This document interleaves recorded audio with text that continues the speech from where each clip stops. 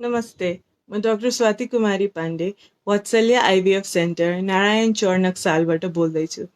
आजको टपिक चाहिँ अलिकति गाह्रो छ। आजको टपिक चाहिँ पिजिडी इन आइभीएफ हो, pre genetic diagnosis in IVF. यो अलिकति बुझ्न चाहिँ गाह्रो हुनसक्छ, तर म सकेसम्म चाहिँ सरल भाषामा बुझाउन ट्राई गर्छु। हजुरले बुझ्नु भएन अथवा हजुरलाई कुनै पनि क्वेसन छ योसँग रिलेटेड अथवा इन्फर्टिलिटी इन जेनरलसँग रिलेटेड भने चाहिँ तपाईँले प्लिज क्वेसन चाहिँ सोध्नु होला। म सकेसम्म ट्राई गर्छु कि म सबैजनाको नै क्वेसन एन्सर गरौँ। सो अब यो पिजिडीको कुरा गर्दाखेरि चाहिँ यो पिजिडी भनेको एक्ज्याक्टली के हो? यो जब आइभीएफ आयो त्यसपछि चाहिँ पिजिडीको प्रक्रिया पनि आयो। पिजिडीबाट चाहिँ हामीले जुन राम्रो भ्रूण छ त्यसको चाहिँ छनौट गरेर त्यसलाई पाठेघरमा राख्न मिल्छ। राम्रो भनेको जेनेटिकली राम्रो निरोगी भ्रूण चाहिँ छनौट गरेर त्यसलाई चाहिँ पाठेघरमा राख्न मिल्छ। यो बेसिकली एकदम सामान्य तरिकाले बुझ्दाखेरि चाहिँ पिजिडी यति हो। सो यो कुन बेला गर्ने? यसलाई गर्ने तीनटा मेन इन्डिकेसन छ। तीनटा चाहिँ नर्मल इन्डिकेसन जसको लागि चाहिँ हामीले गर्छौँ र तीनटा कन्ट्रोभर्सियल इन्डिकेसन। अब तीनटा नर्मल इन्डिकेसन जसको लागि चाहिँ यो गरिन्छ, एउटा चाहिँ इनकेस आफूलाई कुनै जेनेटिक रोग छ, जस्तो कि कुनै क्यान्सर छ जुन चाहिँ आफूबाट बच्चालाई सर्न सक्छ, अथवा कुनै रोगहरू जस्तो कि हन्टिङटन्स डिजिज, हिमोफिलिया अथवा सिस्टिक फाइब्रोसिस, जुन जेनेटिक रोगहरू छ आफूबाट चाहिँ आफ्नो बच्चालाई पनि हुन सक्ने। दोस्रो इन्डिकेसन, इफ पटक पटक अबोर्सन भइरहेछ, दुईचोटि भन्दा धेरै अबोर्सन भयो भने गर्न मिल्छ। र तेस्रो इन्डिकेसन भनेको पटक पटक आइभीएफ फेल भयो भने है। अब इन्डिभिजुअली यो इन्डिकेसनहरूको बारेमा अथवा कुन बेला गर्ने भनेर इन्डिभिजुअली कुरा गरौँ, अनि त्यसपछि कसरी गर्ने त्यसमा जाउँला। सो पहिला चाहिँ इफ आफूलाई कुनै जेनेटिक रोग छ, क्यान्सर छ अथवा हन्टिङटन्स डिजिज, हिमोफिलिया, कुनै पनि आफूबाट बच्चालाई सर्न सक्ने रोग छ भने हरेक मान्छेको राइट हुन्छ कि ऊ प्रेग्नेन्ट हुन पाओस्। हरेक मान्छेको इच्छा पनि हुन्छ। तर इनकेस आफूबाट बच्चालाई हुने खालको रोग भएको मान्छेहरूले चाहिँ प्राय यो प्रेग्नेन्सीबाट चाहिँ डराउँछन्, किनभने आफूबाट हुने बच्चालाई पनि त्यही रोग देखिन सक्छ। सो पहिला चाहिँ डाइरेक्टली डोनरको अप्सन दिइन्थ्यो कि आइभीएफमा चाहिँ, ल हजुर डोनरमा जानु न त, हजुरबाट बच्चालाई सर्न सक्छ। अथवा अर्को अप्सन के दिन्थ्यो भन्दाखेरि प्रेग्नेन्ट भइसकेपछि चाहिँ तपाईँको बच्चा खेल्ने पानीबाट चाहिँ सेल्सहरू झिकेर जाँच्न पठाउने, अनि बच्चालाई चाहिँ केही भएर रोग देखेको छ भने चाहिँ बच्चालाई चाहिँ अबोर्सन गर्ने। तर यो चाहिँ एकदम एक्सट्रिम खालको तरिकाले लिन्छ आज चाहिँ, किनभने प्रेग्नेन्सी भनेको एकदम इमोसनल कुरा हो। अब आफू प्रेग्नेन्ट भइसकेपछि अनि अब कति हप्तासम्म पाठेघरमा बच्चा भइसकेपछि एकदम धेरै आशाहरू जोडिन्छ त्योसँग, अनि त्यसपछि चाहिँ यो बच्चालाई रोग छ भनेर थाहा पाएर अनि बच्चालाई फाल्नुभन्दा चाहिँ अहिले चाहिँ मान्छेको इच्छा भनेको पहिले थाहा पाउन मिल्छ कि बच्चा ठिक छ कि छैन भनेर। इनकेस ठिक छ भने मात्रै म प्रेग्नेन्ट हुन्छु, नभए हुँदिनँ, त्यस्तो पनि इच्छाहरू भयो मान्छेहरूको। सो त्यसपछि चाहिँ पिजिडी गरेर चाहिँ गर्न सकिन्छ भन्ने कुरा आयो। इनकेस आफूलाई कुनै जेनेटिक रोग छ भने अगाडि नै, तर आइभीएफ चाहिँ आइभीएफै गर्नुपर्छ, यो नेचुरल अथवा आइभीएफमा आइयुआईमा चाहिँ मिल्दैन। बट आइभीएफ गरेर अनि जुन भ्रूण बन्छ त्यो भ्रूणको जाँच गरेर अनि अगाडि नै थाहा पाउन सकिन्छ कि कुन भ्रूणमा चाहिँ यो डिजिजहरू, यो नराम्रो जिन्सहरू चाहिँ देखेको छैन, अनि त्यो त्यतिखेर नै छनौट गरेर पाठेघरमा राख्ने, ताकि त्यो बच्चालाई चाहिँ त्यो जेनेटिक रोग नहोस्। सो यो आउँदाखेरि चाहिँ एकदम फाइदा भयो अब यस्तो कुराहरूको लागि। यो यसको मेन इन्डिकेसन हो। अनि यो गरेपछि चाहिँ लगभग जेनेटिक डिजिजको इन्सिडेन्सहरू पनि घट्न थालेको छ, अनि लगभग 600 जेनेटिक डिजिजेसको लागि चाहिँ यसको स्क्रिनिङ गर्न सकिन्छ। तर अब यो नेपालमा चाहिँ अहिले त्यति धेरै चाहिँ गरिँदैन, अब बल्ल बल्ल चाहिँ सुरु हुँदैछ यो। बट लाइक त्यति धेरै जेनेटिक डिजिजको स्क्रिनिङ गरेर पिजिडी नै गर्ने भनेर अहिलेसम्म नै नेपालमा त्यस्तो धेरै कमन चाहिँ भइसकेको छैन, बट हामीले गर्न चाहिँ थालेका छौँ। त्यसपछि सेकेन्ड इन्डिकेसन, पटक पटक अबोर्सन भइरहेछ भने, पटक पटक अबोर्सन भयो भने चाहिँ अब यो किन हुन्छ? एक्चुअली अबोर्सन भयो भने चाहिँ पेसेन्टहरूको धेरैजनाको मान्यता के हुन्छ भन्दाखेरि आफ्नै केही गल्तीले भयो भनेर हुन्छ। आई नो, किनभने पेसेन्टहरू आउँदाखेरि चाहिँ अब मैले दाल खाएँ अनि त्यही भएर बच्चा खेर गयो, अथवा म भर्याङ चढेँ त्यही भएर बच्चा खेर गयो, लुगा धुएँ त्यही भएर त्यस्तो भयो कि भन्दै आउनुहुन्छ। अनि म जहिले एक्सप्लेन गर्न ट्राई गर्छु कि हजुरको गल्तीले होइन। इनकेस बच्चा खेर गइरहेछ भने 70% भन्दा धेरै सम्भावना चाहिँ त्यो बच्चाकै खराबीले बच्चा खेर गयो भनेर हो। इफ बच्चाको केही जेनेटिक प्रब्लम छ अथवा बच्चामा केही खराबी छ भने चाहिँ हाम्रो जिउ त्यसरी बनेको हुन्छ कि त्यो बच्चालाई चाहिँ जिउले आफै नै अबोर्सन गरिदिन्छ, फालिदिन्छ होइन। अनि नेचुरल प्रोसेसबाट अथवा जुनसुकै प्रोसेसबाट पनि कहिलेकाहीँ चाहिँ यस्तो एबनर्मल जेनेटिक्स भएको बच्चाहरू बनिरहेको हुन्छ। सो एकचोटि आफूलाई केही रोग छैन भने पनि त्यसरी बनि नै रहेको हुन्छ, नेचुरल प्रेग्नेन्सीहरूमा अबोर्सन भइ नै रहेको हुन्छ। बट इन केस यो पटक पटक भइरहेछ, 2 चोटिभन्दा धेरै भइरहेछ भने त्यतिखेर चाहिँ सोच्नुपर्ने हुन्छ कि आफ्नै कुनै जेनेटिक खराबीले गर्दा बच्चालाई पटक पटक यो समस्या देखिरहेछ कि त्यही भएर पटक पटक बन्ने भ्रूणहरूमा चाहिँ खराबी भएर बच्चा अबोर्सन भएर गइरहेछ कि। सो 2 चोटिभन्दा धेरै अबोर्सन भयो भने चाहिँ त्यो अबोर्सनको प्रडक्टहरूलाई लिएर जाँच्नुपर्छ। अनि जाँच्दाखेरि चाहिँ त्यसमा पनि जेनेटिक खराबी देखियो भने चाहिँ आमा र फादरको चाहिँ कार्योटाइप गर्नु पर्यो। अनि मदर र फादरको कार्योटाइप गर्दाखेरि त्यसमा पनि जेनेटिक मदर अथवा फादर कसैमा चाहिँ जेनेटिक प्रब्लम छ भने चाहिँ अब त्यसपछि चाहिँ पिजिडीमा जाँदा राम्रो हुन्छ। अब यस्तो केसेसहरू मैले गरेको छु। फर इक्जाम्पल एउटा रिसेन्टली डेलिभरी भएको पेसेन्ट हुनुहुन्छ मेरो, जसको चाहिँ अगाडि 6 पटक अबोर्सन भएको थियो। 6 पटक अबोर्सन हुँदाखेरि चाहिँ अनि पछि चाहिँ जाँच पठाउँदाखेरि फादरको चाहिँ कार्योटाइपमा खराबी देखिएको थियो। अनि त्यसपछि हामीले पिजिडी गऱ्यौँ 7वटा भ्रूणमा, जसमध्ये 2टा मात्रै भ्रूण चाहिँ निरोगी अथवा राम्रो जेनेटिक मटेरियल्सको देखियो। अनि त्यसपछि त्यसमध्ये एउटा राख्दाखेरि चाहिँ प्रेग्नेन्सी भइहाल्यो, फर्स्ट टाइममै भयो। अनि अहिले एउटा छोरी पनि छ। सो यस्तो इन्डिकेसनको लागि गर्दाखेरि चाहिँ मैले धेरै सक्सेस पनि पाएको छु। अनि यस्तो इन्डिकेसन छ अब आफ्नो केही क्यारियोटाइप अफ नर्मालिटिज छ भने चाहिँ पिजिडी गरेर प्रेग्नेन्सी हुँदाखेरि चाहिँ सक्सेस रेट एकदम हाई देखिन्छ। यो भयो दोस्रो इन्डिकेसन। अब थर्ड इन्डिकेसन पिजिडीको पटक पटक आइभीएफ फेल भइरहेछ कि भने चाहिँ गर्दा हुन्छ। किनभने पटक पटक फेल भइरहेछ भने चाहिँ जुन आइभीएफ भनेको चाहिँ एउटा आर्टिफिसियल तरिकाले बच्चा चाहिँ ल्याबमै बनाएर अनि पाठ्यघरमा टाँसिनको लागि राखिदिने मात्रै हो होइन। यत्तिकै सोच्दाखेरि चाहिँ बनेकै बच्चा पाठ्यघरमा राख्दाखेरि चाहिँ के नै कारण छ र प्रेग्नेन्सी नहुने। बट तर पनि सक्सेस रेट चाहिँ 100% छैन आइभीएफको। सो किन छैन है? त्यसको 2टा कारण छ।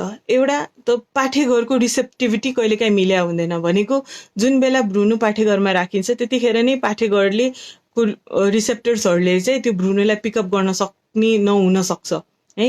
एउटा कारण त्यो हुन्छ आइभीएफ फेल हुने। अर्को कारण चाहिँ के हुन्छ भन्दाखेरि तपाईँको त्यो भ्रूणमै केही जेनेटिक एब्नर्म्यालिटी छ। त्यसले गर्दाखेरि चाहिँ भ्रूण बाहिरबाट जति राम्रो देखे पनि, जति हामीले जुन माइक्रोस्कोपमा हेरेर हाल्छौँ यो राम्रो क्वालिटीको भ्रूण, बाहिरबाट जति राम्रो देखे पनि भित्र चाहिँ जेनेटिक प्रब्लम छ भने चाहिँ त्यो भ्रूणले प्रेग्नेन्सी दिँदैन र दिइहाल्यो भने पनि अबोर्सन भएर जान सक्छ। सो यस्तो बेलामा चाहिँ अब एकचोटि फेल भयो भन्दैमा पिजिडीमा जानु पर्दैन है। तर 1 चोटि 2 चोटि 3 चोटि त्यसरी नै अब 3 चोटिसम्म चाहिँ आइभीएफ फेल भयो भने चाहिँ पिजिडी कन्सिडर गर्दा हुन्छ। किनभने पटक पटक फेल हुँदाखेरि चाहिँ त्यो इमोसनली अलिक गाह्रो हुनसक्छ। सो त्यस्तो बेलामा चाहिँ ल पिजिडी गरेर जुन भ्रूणको अलिकति टाँसिने सम्भावना धेरै छ त्यो भ्रूण नै राखौँ भनेर पनि विचार गर्न सकिन्छ। अब एउटा क्वेसन चाहिँ धेरैजनाले के सोच्नुहुन्छ भन्दाखेरि अब इनकेस यसरी पिजिडी गरेर भ्रूण हामीले झन् बेस्ट भ्रूण जेनेटिक मेटेरियल राम्रो भएको भ्रूण छनौट गर्न सक्छौँ भने चाहिँ किन सबै भ्रूणको किन गर्दैनौँ हामीले? एउटा इस्यु भनेको कस्ट हुन्छ। हरेक भ्रूणको हरेक आइभीएफमा हजुरले पिजिडी गर्न थाल्नुभयो भने चाहिँ कस्ट चाहिँ आइभीएफको कहाँदेखि कहाँ पुग्छ। त्यो नगर्दै पनि आइभीएफको सक्सेस रेट अहिले 60-70% छ। त्यो भनेको एकदम धेरै हो। 1 लटमा 10 जनाले आइभीएफ गर्यो भने चाहिँ 7 जना प्रेग्नेन्ट भएर निस्किन्छन् भने चाहिँ त्यो सबैको लागि जरुरी चाहिँ देखिँदैन कि पिजिडी गर्नुपर्ने छ। तर लाइक कसैको यो अघि भनेको कारणहरू जस्तो कि कुनै रोग थाहा नै छ अथवा पटक पटक अबोर्सन भइरहेछ अथवा प्रेग्नेन्सी धेरै पटक फेल भइसक्यो भने चाहिँ त्यो गरे हुन्छ। बट अदरवाइज चाहिँ गर्नुपर्ने त्यस्तो जरुरी चाहिँ छैन। अब त्यसको लागि चाहिँ कस्ट साँच्चीकै कहाँदेखि कहाँ नै पुग्छ। यो भयो मेन इन्डिकेसन अफ आइभीएफ। अब आइभीएफको के अरे पिजिडी, अब पिजिडी चाहिँ आइभीएफमा मात्रै सम्भव छ। अनि यसमा चाहिँ धेरैजनाले के सोध्नुहुन्छ भन्दाखेरि यो बायोप्सी लिँदाखेरि भ्रूणबाट भ्रूण ड्यामेज हुन्छ कि भ्रूण बिग्रिन्छ कि त्यस्तो चाहिँ हुँदैन। इनकेस तपाईँको अपरेटर राम्रो छ, जुन बायोप्सी लिने मान्छे छ त्यो मान्छे राम्ररी ट्रेन छ भने चाहिँ युजली भ्रूणलाई चाहिँ केही ड्यामेज हुँदैन। अनि यत्तिकै जो पाइ त्यसले चाहिँ बायोप्सी लिन दिन्न। सो प्रायः चाहिँ केही पनि समस्या आउँदैन। जति राम्रो अपरेटर त्यति राम्रो चाहिँ ड्यामेजै नभइकन भ्रूणबाट बायोप्सी लिन सकिन्छ। अनि अरू चाहिँ यसमा खासै केही गाह्रो पनि हुँदैन। यसबाट जन्मिने बच्चाहरू झन् राम्रो हुन्छ, नराम्रो हुने त कुरै भएन। पिजिटीको अब कन्ट्रोभर्सियल एस्पेक्ट्स तीनटा छ है। अब यसको कुरा गरौँ, नेपाल, इन्डिया, एसियन कन्ट्रिजहरूमा एउटा कारण पिजिटीलाई त्यसरी अलाउ नगरेको भनेको एउटा डर के भयो भन्दाखेरि यताखेरि यहाँ यो पार्ट अफ द वर्ल्डमा चाहिँ मेबी मानिसहरूले चाहिँ यसलाई सेक्स डिटर्मिनेसनको लागि अथवा छोराछोरी छुट्याउनको लागि प्रयोग गर्छन् कि रोग थाहा पाउनु भन्दा पनि पहिल्यै नै छोरा थाहा पाएर अनि छोराबाट नै प्रेग्नेन्ट हुन खोज्छन् कि, सो त्यो कारणले यसलाई अलाउ गरेन। अनि लाइक अलाउडै त छैन भनेर भन्न मिल्दैन, रोगहरूको लागि चाहिँ गर्न मिल्छ, तर इनकेस यत्तिकै चाहिँ जो पाइ त्यसले चाहिँ पिजिडी गर्छु भनेर अलिकति त्यसरी चाहिँ गर्न पाइँदैन अहिले, किनभने एउटा यो डर चाहिँ छ कि छोराछोरीको त्यस्तो छनौट गरेर गरिन्छ कि भनेर। अनि कतिपय ठाउँमा चाहिँ यसलाई त्यही भएर चाहिँ ब्यान पनि गरेर छन्, बाहिर बाहिर चाहिँ। नेपालमा चाहिँ त्यसरी ब्यान त छैन। अनि अमेरिकामा चाहिँ बरु इनकेस पहिल्यैदेखि चाहिँ छोरीहरू छ भने चाहिँ पिजिडी गरेर अनि पछि चाहिँ छोरा थाहा पाएर त्यसरी गर्न मिल्छ। कुनै कुनै कन्ट्रिजमा चाहिँ त्यो लिगल छ, कुनै कुनै कन्ट्रिजमा चाहिँ त्यो जहाँ चाहिँ सेक्सको बेसिसमा त्यस्तो भेदभाव हुँदैन त्यहाँ पनि लिगलाइज चाहिँ यो कारणले गर्दा चाहिँ गरेको छैन कि तपाईँले यो गर्न पाउनुहुन्छ भनेर।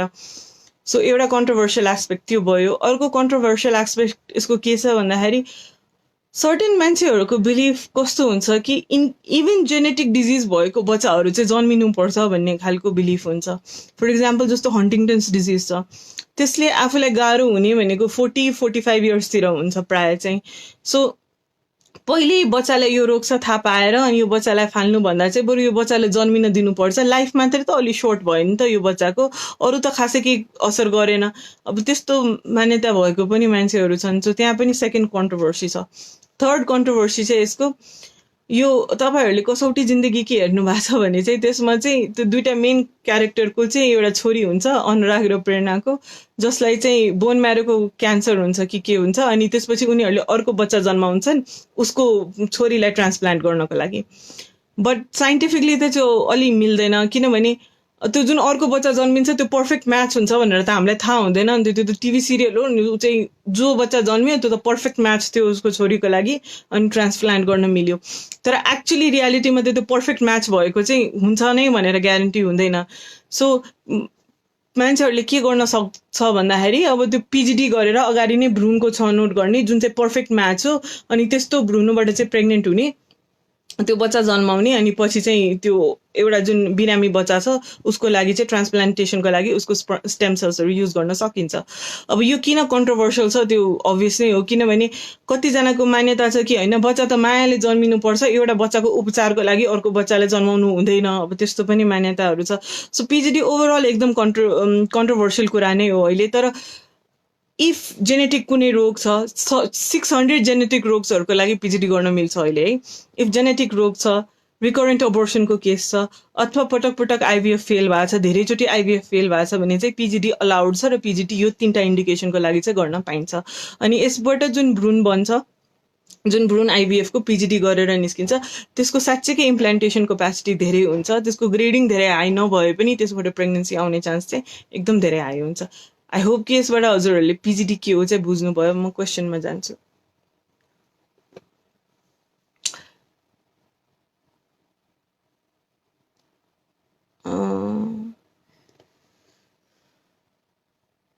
क्रिस्टिना प्रधान, अहिले ओपन छ वात्सल्य फर न्यू सर्भिसेस? हजुर क्रिस्टिनाजी ओपन छ।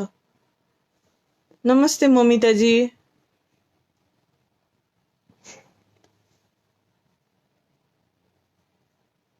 छैन हजुर, हाम्रो क्लिनिक चाहिँ वीरगन्जमा छैन।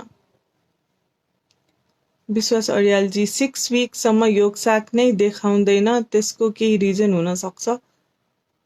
6 विकसम्म त अब योगसाक देखिनु पर्ने हो कि त त्यो भ्रूणमा केही प्रब्लम छ, ग्रोथ राम्ररी भइरहेको छैन, कि त अब हजुरको डेटको क्यालकुलेसनमा केही गडबडी भएको छ। इनकेस त्यो भ्रूणमा प्रब्लम छ भने चाहिँ योगसाक आउँदैन, फिटल पोल आउँदैन र त्यो बच्चा चाहिँ खेर नै जान्छ। डेटको क्यालकुलेसनमा केही प्रब्लम छ भने अलि ढिलो देखिन्छ तपाईँको। हेलो हेलो सुशीलाजी। नमस्ते अलिसाजी।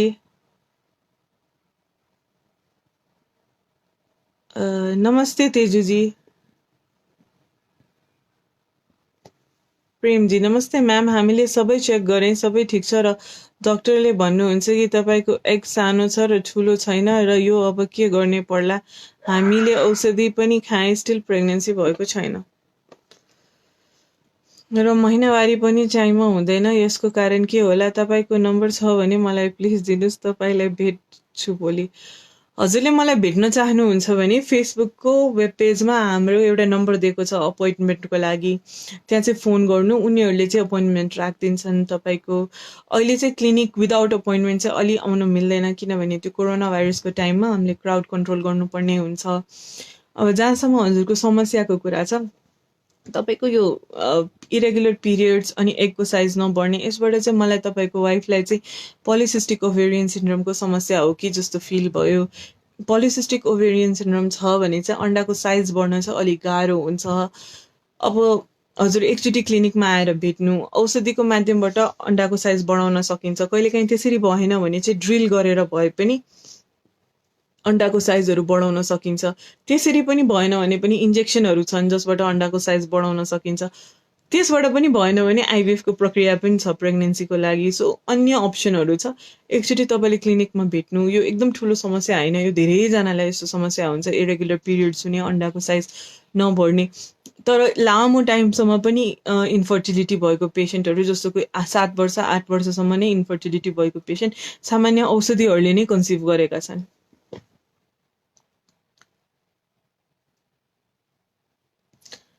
काजल आचार्यजी, डक्टर प्लिज पिसिएसको बारेमा भनिदिनुहोस्। ओके, सो पिसिएसको बारेमा मैले पहिला पनि फेसबुक लाइभ नै गरिसकेँ, तर यो एकदम कमन प्रब्लम छ, मलाई थाहा छ। पिसिएस भनेको होर्मोनको गडबडीले हुने हो होइन। अहिलेको मान्यता चाहिँ यो इन्सुलिन होर्मोनको गडबडीले हुन्छ। त्यही भएर घर परिवारमा कसैलाई डायबिटिज छ अथवा अलिकति ओबिसिटीको प्रब्लम छ, वेट धेरै छ भने त्यस्तो मान्छेहरू र त्यस्तो मान्छेको फ्यामिलीमा यो हुने सम्भावना अलि धेरै हुन्छ। अब पिसिएस भयो भने चाहिँ यो होर्मोनको गडबडीले गर्दा एकैचोटि धेरैवटा अन्डा बढ्न खोज्छन् र कुनैको पनि साइज चाहिँ ठुलो राम्ररी हुन पाउँदैन। जस्तो एउटा नर्मल मान्छेको साइकल हुन्छ कि महिनावारीको बिचतिर चाहिँ एउटा अन्डा ठुलो भएर आउँछ, पिसिएस भएको मान्छेको अन्डाहरू त्यसरी ठुलो भएर महिनावारीको बिचतिर आइरह हुँदैन। उनीहरूको कसैको चाहिँ अब 6 महिनामा एकचोटि त्यसरी अन्डा बढ्छ, कसैको चाहिँ 1.5 महिनामा एकचोटि त्यसरी बढ्छ। सो कुन बेला अन्डाको साइज बढ्छ त्यो भन्न सकिँदैन। अनि पिरियड पनि त्यही भएर एकदम इरेगुलर हुन्छ, किनभने जुन बेला तपाईँको अन्डा बढ्यो, त्यो फुट्यो, त्यसपछि बल्ल होर्मोन चेन्जेसहरू आउँछ जुन चाहिँ तपाईँको पिरियड ल्याउँछ। सो युजुअली तपाईँको अन्डा फुटेको 14 दिनपछि चाहिँ पिरियड आउने हो युजुअली होइन। सो यो पिसिएस भएको मान्छे चाहिँ कहिले 6 महिनामा ओभुलेसन गरेर हुन्छ, कहिले 6 महिनामा पिरियड आइरह हुन्छ, कहिले 1.5 महिनामा आइरह हुन्छ, कसैको चाहिँ वर्षमा एकचोटि 2 चोटि मात्रै पिरियड आउँछ। सो इनकेस ओभुलेसन नै कम भयो भने चाहिँ चान्स अफ प्रेग्नेन्सी त त्यसरी नै घट्यो। नर्मल मान्छेले चाहिँ 12 चोटि चान्स पाउँछ भने प्रेग्नेन्ट हुनको लागि। कोही पिसिएस भएको मान्छे जसको पिरियड नै 3-4 चोटि आउँछ भने वर्षभरिमा, उसले त 3-4वटा अवसर मात्रै पायो प्रेग्नेन्ट हुनको लागि। अनि त्यो 3-4वटा अवसरमा पनि जुन बेला अन्डा ओभुलेट भइरहेको हुन्छ त्यतिखेर पाठेघरको कन्डिसन नमिलेको हुनसक्छ बच्चाको लागि। सो त्यो भएर पनि प्रेग्नेन्सी नहुन सक्ने हुनसक्छ। यस्तो कारणले चाहिँ पिसिएसमा प्रेग्नेन्सी आउँदैन। पिसिएसमा यति मात्रै होइन, अरू समस्याहरू पनि हुन्छ, जस्तो कि अनुहारमा धेरै रौँहरू आउने अथवा भोलि पर्सि गएर पाठेघरको क्यान्सर हुने सम्भावना धेरै हुने, डायबिटिज हुने सम्भावना धेरै हुने, मुटुको रोग हुने सम्भावना धेरै हुने, यस्तो समस्याहरू पनि देखिन सक्छ। पिसिएसको बेस्ट ट्रिटमेन्ट भनेको वेट लस हो। 5 to 10% वेट लस गर्नुभयो भने चाहिँ पिसिएसको समस्या र त्यो पिरियड्सहरू रेगुलर हुने चाहिँ कतिजनामा आफै हुन्छ। अब त्यसरी भएन भने चाहिँ औषधिहरू पाइन्छ जसले चाहिँ महिनामा अन्डा बढाइदिन सक्छ प्रेग्नेन्सीको लागि चाहिँ। त्यो क्लोमोफिन साइट्रेट अथवा लेट्रोजोलको नामले पाउँछ र कहिलेकाहीँ त्यसलाई मेटफोर्मिन भन्ने औषधिसँग पनि कम्बाइन गरिन्छ। मेटफोर्मिन चाहिँ सुगरको औषधि हो, तर मैले इन्सुलिनको गडबडीले गर्दा यो पिसिएस हुन्छ भनेर भनेँ नि त अघि। सो यो इन्सुलिनलाई नै कन्ट्रोलमा ल्याउनको लागि मेटफोर्मिन पनि प्रयोग गरिन्छ। अब यो 3टा औषधिको माध्यमले अन्डा बनाएर अन्डाको साइज राम्रो भइसकेपछि फुटाएर सम्पर्कमा बस्नु भनेर हामी भन्छौँ। अनि अब यसरी पनि कतिजनाले प्रेग्नेन्ट हुन्छन्। तर 6 मन्थसम्म यस्तो गरेर पनि प्रेग्नेन्सी भएन भने चाहिँ अथवा अन्डै बढेन भने चाहिँ ड्रिलिङ गर्न सकिन्छ। ल्याप्रोस्कोपिकली अथवा अल्ट्रासाउन्डमा हेरेर त्यो ओभरिजमा ड्रिलिङ गर्यो भने चाहिँ ओभुलेसन रिज्युम हुनसक्छ कतिजनामा। अब त्यसरी पनि भएन भने चाहिँ आइभिएफको प्रक्रिया पनि अभाइलेबल छ प्रेग्नेन्सीको लागि इन केस अफ पिसिओएस है। अब पिसिओएस छ भने यो आत्तिनु पर्दैन। हाम्रो क्लिनिकमा आउने 5 जनामा 1 जनालाई चाहिँ पिसिओएस भइ नै रहेको हुन्छ। पिसिओएसको डायग्नोसिस चाहिँ 3टा क्राइटेरिया हुन्छ, रोटरडाम क्राइटेरिया जसलाई भन्छ। यो 3टामा चाहिँ 2टा मिल्या छ भने चाहिँ पिसिओएस भयो भनेर बुझ्यो। एउटा चाहिँ पिरियड्स इरेगुलर हुनु, अर्को चाहिँ तपाईँको अल्ट्रासाउन्डमा चाहिँ 12वटा भन्दा धेरै फलिकल्स देख्ने ओभरीमा चाहिँ, त्यो पनि वरिपरि देख्ने, अनि ओभरीको साइज पनि अलिकति ठुलो हुने, अनि त्यो फलिकल्सको अरेन्जमेन्ट चाहिँ नेकलेस जस्तो हुने। तेस्रो क्राइटेरिया चाहिँ अलिकति अनुहारमा रौँ धेरै आउने, त्यस्तो जसलाई हर्सिटिजम हुन्छ अथवा हाइपर एन्ड्रोजमको फिचर्सहरू हुन्छ, त्यस्तो देख्यो भने चाहिँ, यो 3टामा चाहिँ 2टा क्राइटेरिया मिल्यो भने चाहिँ त्यसलाई पिसिओएस भन्छ।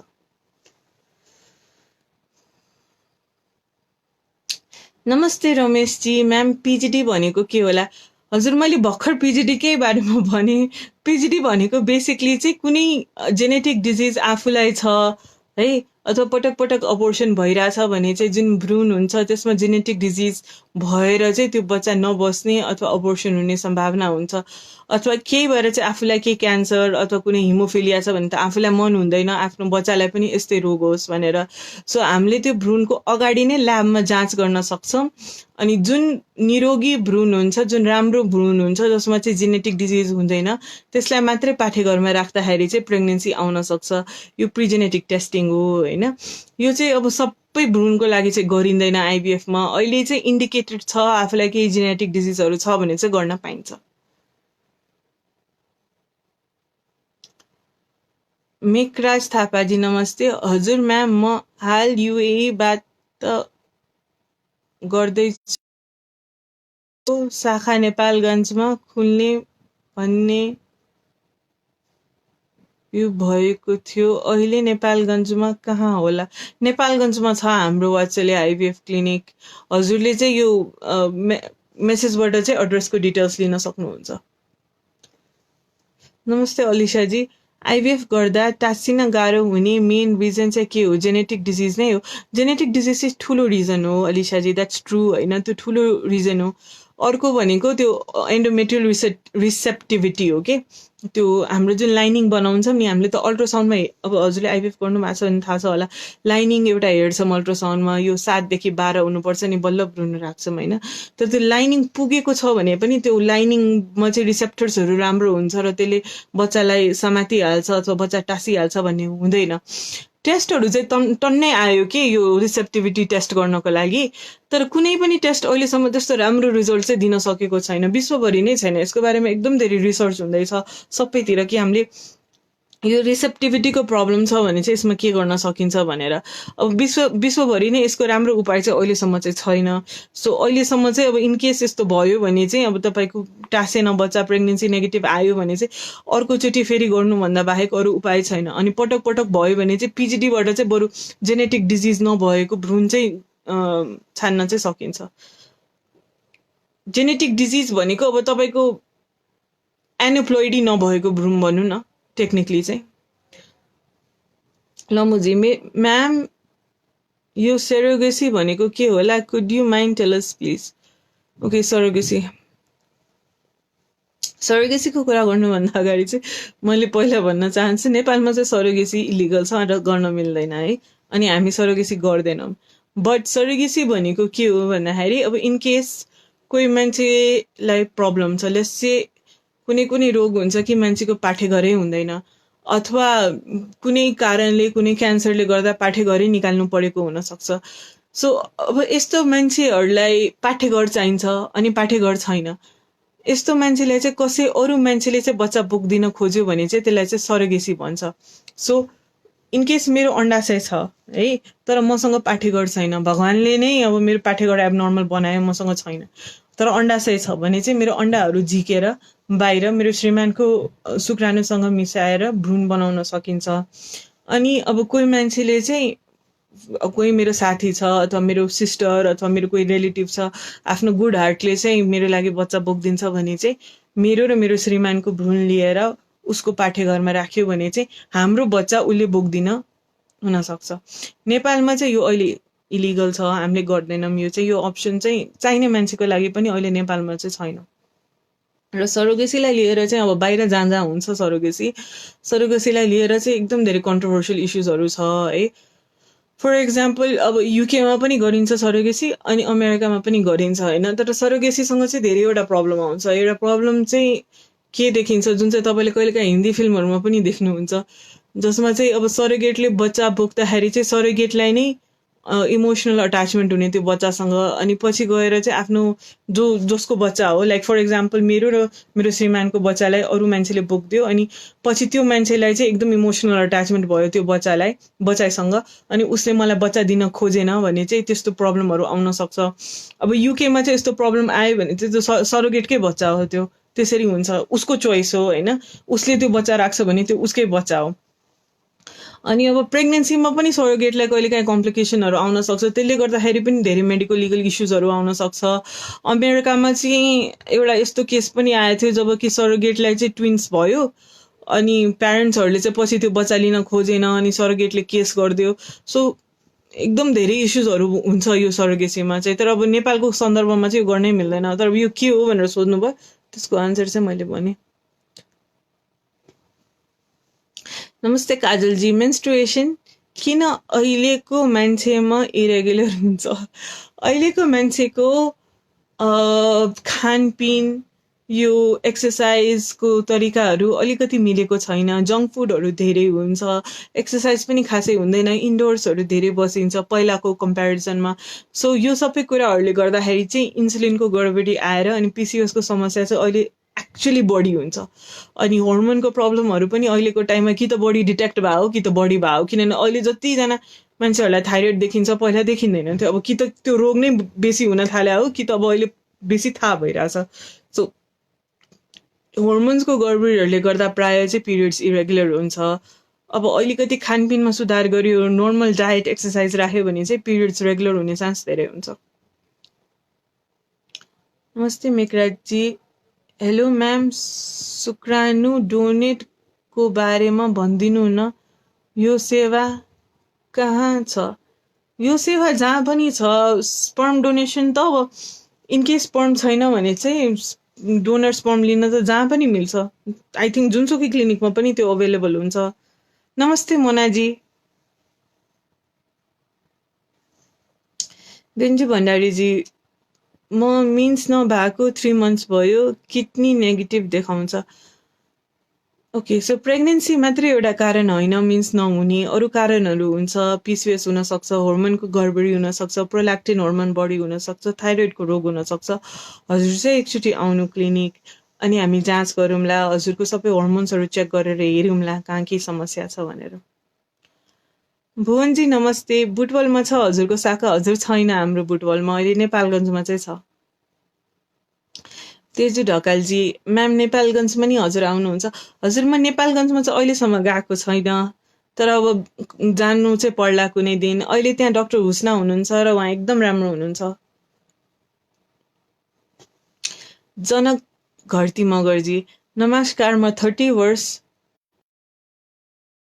वर्ष भयो, हाम्रो सन्तान भएको छैन र हामीले पनि गर्यौं।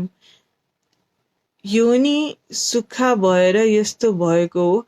योनि सुक्खा भएको भनेको तपाईँको एस्ट्रोजन हर्मोनको कमी देखिरहेछ है।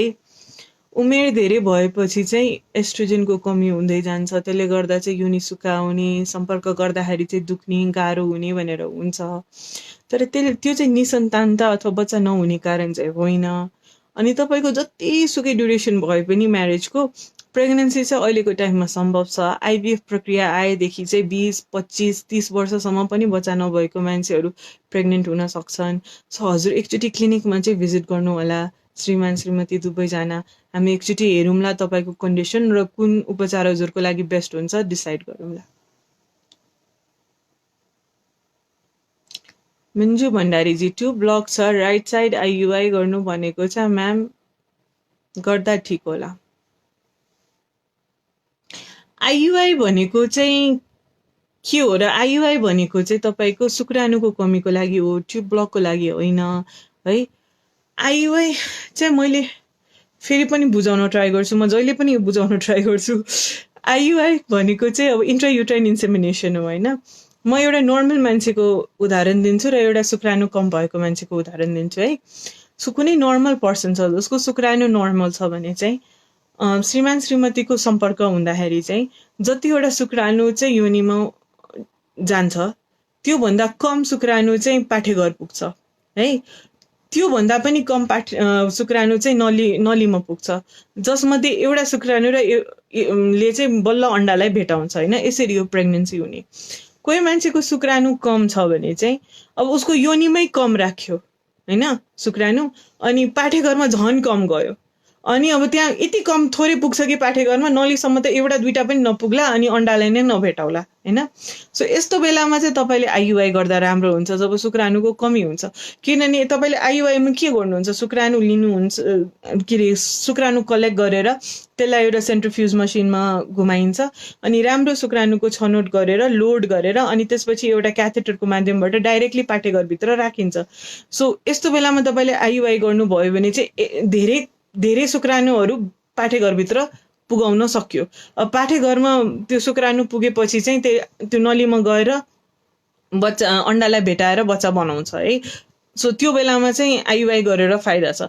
त्यो ब्लकमा चाहिँ के फाइदा हुन्छ, केही पनि हुँदैन। नेचुरलमा तपाईँको शुक्राणु ठिक छ भने चाहिँ तपाईँको पाठेघरमा राम्रो शुक्राणुहरू त पुगिहाल्छ, नलीतिर जान्छ। नलीमा ब्लक छ भने त त्यसले अण्डा त मरिहद्द भेटाउँदैन, जे गरे पनि भेटाउँदैन। सो त्यो आइयुआई गरेर पनि भेटाउँदैन, त्यो नेचुरली पनि भेटाउँदैन। त्यो ट्युब ब्लकको लागि चाहिँ आइयुआई चाहिँ हुँदै होइन ट्रिटमेन्ट चाहिँ है। अब इनकेस तपाईँको सँगसँगै चाहिँ शुक्राणुको कमी छ र एउटा नली खुल्ला छ, त्यो सोचेर चाहिँ तपाईँले आइयुआई गर्न भनेको छ भने चाहिँ गर्दा हुन्छ। शुक्राणु ठिक छ भने चाहिँ कुनै कारणै छैन आइयुआई गर्ने,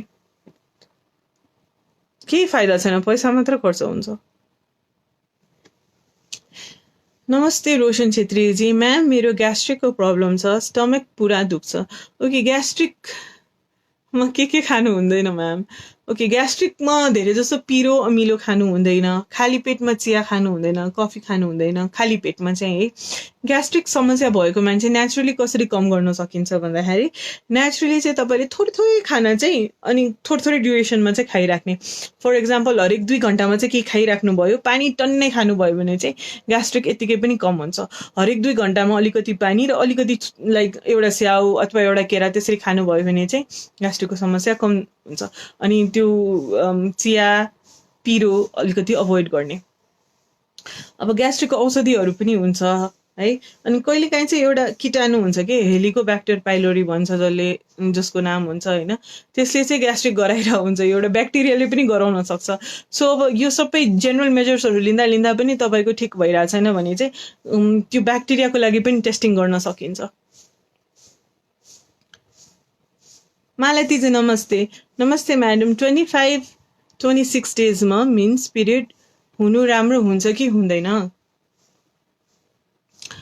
25-26 डेजमा पिरियड हुनु भनेको एकदम नर्मल कुरा हो कि सबैजनाको मेन्स्ट्रुअल साइकल चाहिँ 28 दिनकै हुनुपर्छ भन्ने छैन। ओके, तपाईँको 24 दिनदेखि 35 डेजको साइकललाई चाहिँ नर्मलै मानिन्छ, त्यसमा केही एबनर्मल छैन। गोर्खा बुद्ध नमस्ते म्याम। आइभीएफ गर्दा टाइम एन्ड रेस्ट कतिको गर्नुपर्छ होला? आइभीएफ चाहिँ तपाईँको 2टा तरिकाले गर्न सकिन्छ। एउटा चाहिँ फ्रोजन साइकल र एउटा फ्रेस साइकल, दुइटैमा भिन्न अमाउन्ट अफ टाइम लाग्छ। म दुइटै एक्सप्लेन गर्छु। अनि रेस्टको जहाँसम्म कुरा छ, हजुरले रेस्ट गर्दै नगर्दा पनि हुन्छ। रेस्ट भनेको अपरेसन पछि चाहिने कुरा हो कि तपाईँको केही भएर अपरेसन गरेको छ भने चाहिँ अलिकति रेस्ट गर्नुपर्छ, त्यो पनि धेरै होइन कि। इभन आजकल त अपरेसन मैले सिजारियनहरू गरेँ भने चाहिँ भोलिपल्टदेखि पेसेन्टहरूलाई हिँडाउन थाल्छु, किनभने खासमा चाहिँ रेस्ट भन्दा चाहिँ अलिकति एक्सर्साइज राम्रो हो कि। धेरै रेस्ट गरेर न प्रेग्नेन्सी हुन्छ न अपरेसनहरूबाट पनि धेरै राम्रो रिकभरी हुन्छ। सो आइभीएफ भनेको कुनै ठुलो, यो त प्रेग्नेन्सी हुने एउटा तरिका मात्रै हो, यसमा त रेस्ट पटक्कै चाहिँदैन।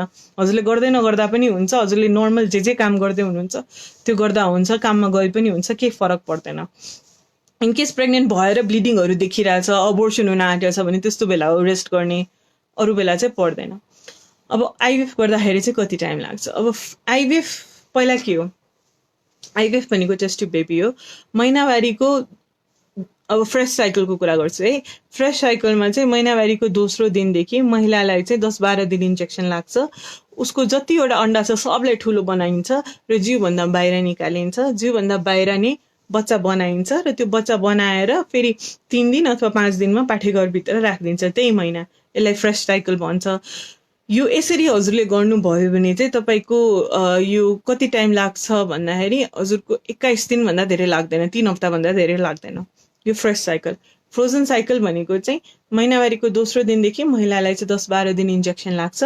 त्यो अन्डाहरू सबलाई बाहिर निकाल्ने, जिउभन्दा बाहिर बच्चा बनाउने, बच्चालाई फ्रिज गरेर राखिदिने अनि पिरियड आउन दिने हजुरको श्रीमतीको। अनि त्यसपछि 1 महिनापछि 2 हप्तादेखि 1 महिनापछि चाहिँ फेरि पाठेघरको प्रिपरेसन गरेर अनि ती बच्चाहरूलाई लिएर पाठेघरमा राख्ने।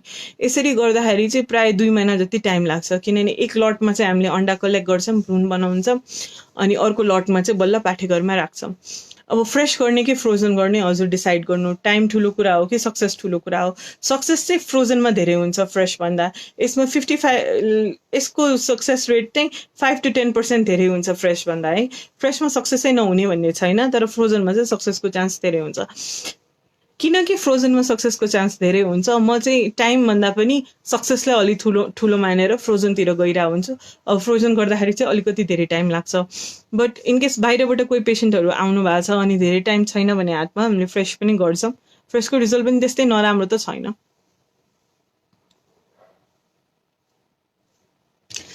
नमस्ते सपनाजी म्याम, मेरो मिन्स 35-40 डेजमा हुन्छ, कहिले हुँदैन अनि बेबीको लागि ट्राई गरेको हुँदैन, के गर्न सकिन्छ होला म्याम?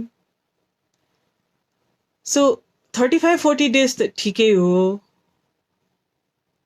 अनि अब इरेगुलर पिरियड छ भने चाहिँ होर्मोनको गडबडी अथवा पिसिओएस हुनसक्छ। बेबी चाहिँ कहिलेकाहीँ यो पिसिओएसको समस्याले हुन गाह्रो हुन्छ। इफ पिसिओएस हो अथवा होर्मोनको कुनै समस्या हो भने हजुर एकचोटि क्लिनिकमै आएर भेट्दा एकदम बेस्ट हुन्थ्यो, तपाईँ र तपाईँको श्रीमान आएर। किनभने कहिलेकाहीँ चाहिँ हामीलाई एउटा समस्या हो जस्तो लागिरहेको हुन्छ, तर समस्या चाहिँ अरू नै हुन्छ। कहिलेकाहीँ चाहिँ पिरियड्स इरेगुलर भएर महिलाहरू जुन आउनुहुन्छ उहाँको श्रीमानको शुक्राणु पनि एकदम खराबीहरू देखिन्छ। सो यो दुइटैजनाको समस्या हो। सो एकचोटि आएर तपाईँ दुवैजना चाहिँ टेस्ट गराउनु। अनि इफ तपाईँको होर्मोन्सको गडबडी मात्रै छ भने चाहिँ यो एकदम सामान्य समस्या हो अनि औषधिले नै ठिक हुन्छ प्राय। नमस्ते शर्मिलाजी, लेट्रोजोल हामीले कति टाइमसम्म लिन सक्छौँ? मैले 6 मन्थ्सदेखि लिइरहेको छु आफ्टर साइकल।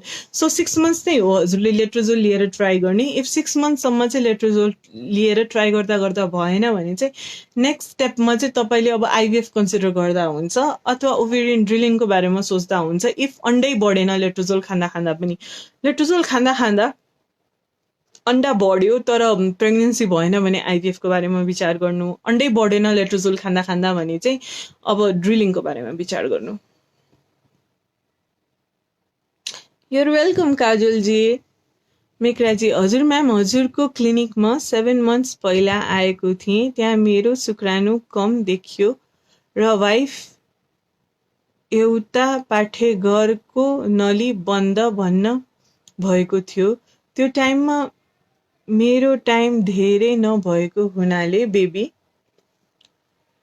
सक्सेस भएन। अब मलाई शुक्राणु बढाउने उपाय के होला? म दुवै नै खानुपर्ने हो, म दबाई नै खानुपर्ने हो? किन खानपान परिवर्तन गरेर बढाउन सकिन्छ कि सकिन्न होला? शुक्राणु कमी हुने अन्य कारणहरू धेरैवटा कारण हुन्छन् है। अब कुन कारणले तपाईँको कमी देखिरहेको थियो त्यतिखेर? हजुरले चुरोट, रक्सी, गुड्का त्यस्तो केही खानुहुन्छ भने चाहिँ त्यो रोक्न सक्नुहुन्छ शुक्राणु बढाउनको लागि। एउटा होर्मोनको केही गडबडी छ अथवा सुगरको रोग छ भने चाहिँ त्यसलाई नियन्त्रण गर्न सक्नुहुन्छ। कन्ट्रोलमा ल्याउनु भयो भने चाहिँ शुक्राणु बढ्छ। अब एन्टिअक्सिडेन्ट्सहरू पाउँछ मार्केटमा, त्यो खाएर पनि अलिकति शुक्राणु बढाउन सकिन्छ। तर त्यसबाट बढ्छ नै भन्ने चाहिँ हुँदैन। एन्टिअक्सिडेन्ट्सले कसैलाई फाइदा गरेको देखिन्छ, कसैलाई खासै केही फरक पर्दैन। त्यसरी ट्राई चाहिँ गर्न सकिन्छ। नमस्ते नवीनाजी। मैले पिसिओएसको बारेमा भर्खर भने हजुर नवीनाजी। पिसिएस भनेको चाहिँ अब इन्सुलिन हर्मोनको गडबडीहरू हुन्छ, त्यसमा चाहिँ इरेगुलर पिरियड्स हुन्छ, कहिले 1.5 महिना कहिले 6 महिना त्यस्तोमा भइरहेको हुन्छ। पिसिएसको सबभन्दा डायग्नोस्टिक क्राइटेरिया 3टा हुन्छ। एउटा भनेको पिसिएसको लागि अल्ट्रासाउन्ड गर्दाखेरि चाहिँ 12-12वटा भन्दा धेरै हरेक अण्डाशयमा अण्डाहरू देखिन्छ। अण्डाहरूको साइज ठुलो भएर आउँदैन, महिनामा अण्डाशयको साइज ठुलो हुन्छ। यो एउटा क्राइटेरिया भयो। अर्को क्राइटेरिया भनेको अनुहारमा रौँहरू धेरै आउने। तेस्रो क्राइटेरिया भनेको पिरियड इरेगुलर हुने। यिनीहरूमध्ये कुनै 2टा मिलिया छ, जसलाई चाहिँ रोटरडायम क्राइटेरिया भन्छ भने चाहिँ त्यो पिसिओएस हो। पिसिओएसमा चाहिँ अब बच्चा बस्न चाहिँ अलिक गाह्रो मान्छ, तर सामान्य औषधिहरूले चाहिँ त्यसलाई ओभरकम गर्न सकिन्छ। यसको सबभन्दा मुख्य ट्रिटमेन्ट भनेको वेट लस हो। वेट लसले भएन भने चाहिँ औषधिहरूको माध्यमबाट अण्डा बढाउने, त्यसले पनि भएन भने चाहिँ ड्रिलिङ छ, र त्यसले पनि भएन भने चाहिँ हामीसँग आइभिएफको अप्सन छ। तर पिसिएस भएको मान्छेलाई चाहिँ अरू रोगहरू जस्तो कि डायबिटिज अथवा त्यो अब्स्ट्रेटिक स्लिप एप्निया यस्तोहरू रोगहरू अथवा भोलि पर्सि गएर पाठेघरको क्यान्सरको सम्भावना अलिकति बढी हुन्छ, अनि अबोर्सनको रिस्क पनि अरूहरूभन्दा अलिक बढी हुन्छ। नमस्ते अर्पणाजी। सुषमाजी, आइबिएफ गर्दा खर्च कतिसम्म लाग्छ? खर्चको लागि चाहिँ हजुर इनबक्स गर्नु, त्यसबाट रिप्लाई गरिदिन्छ। नमस्ते अलिसाजी, मैले गरेको छु, डायबिटिज पनि छ, थाइरोइड छ, अनि त्यही भएर सोधेको हजुरलाई। त्यही आएको छु म वात्सल्यमै। ए हजुर हजुर अलिसाजी, ओके हजुर, फेरि आउँदाखेरि एकचोटि बसेर फाइल हेरौँला नि त। जनकराज शाहीजी, केटिएममा छ यो क्लिनिक? हजुर, नारायणचर नक्सालमा छ हाम्रो क्लिनिक। सुशीला श्रेष्ठजी, नमस्ते म्याम, मेरो क्वेसन, मलाई पिसिओडी छ, मेटफोर्मिन खाइरहेको छु, अराउन्ड 6 मन्थ भयो। पिरियडको सेकेन्ड डेबाट लेट्रोजोल खाइरहेको छु, बट कन्सिभ भइरहेको छैन, के गर्ने होला म्याम? 6 महिना नआत्तिकिन खानु लेट्रोजोल। 6 महिनासम्म पनि भएन भने अरू उपायहरू पनि छन् लेट्रोजोल बाहेक, जुन चाहिँ हामी अपनाउन सक्छौँ।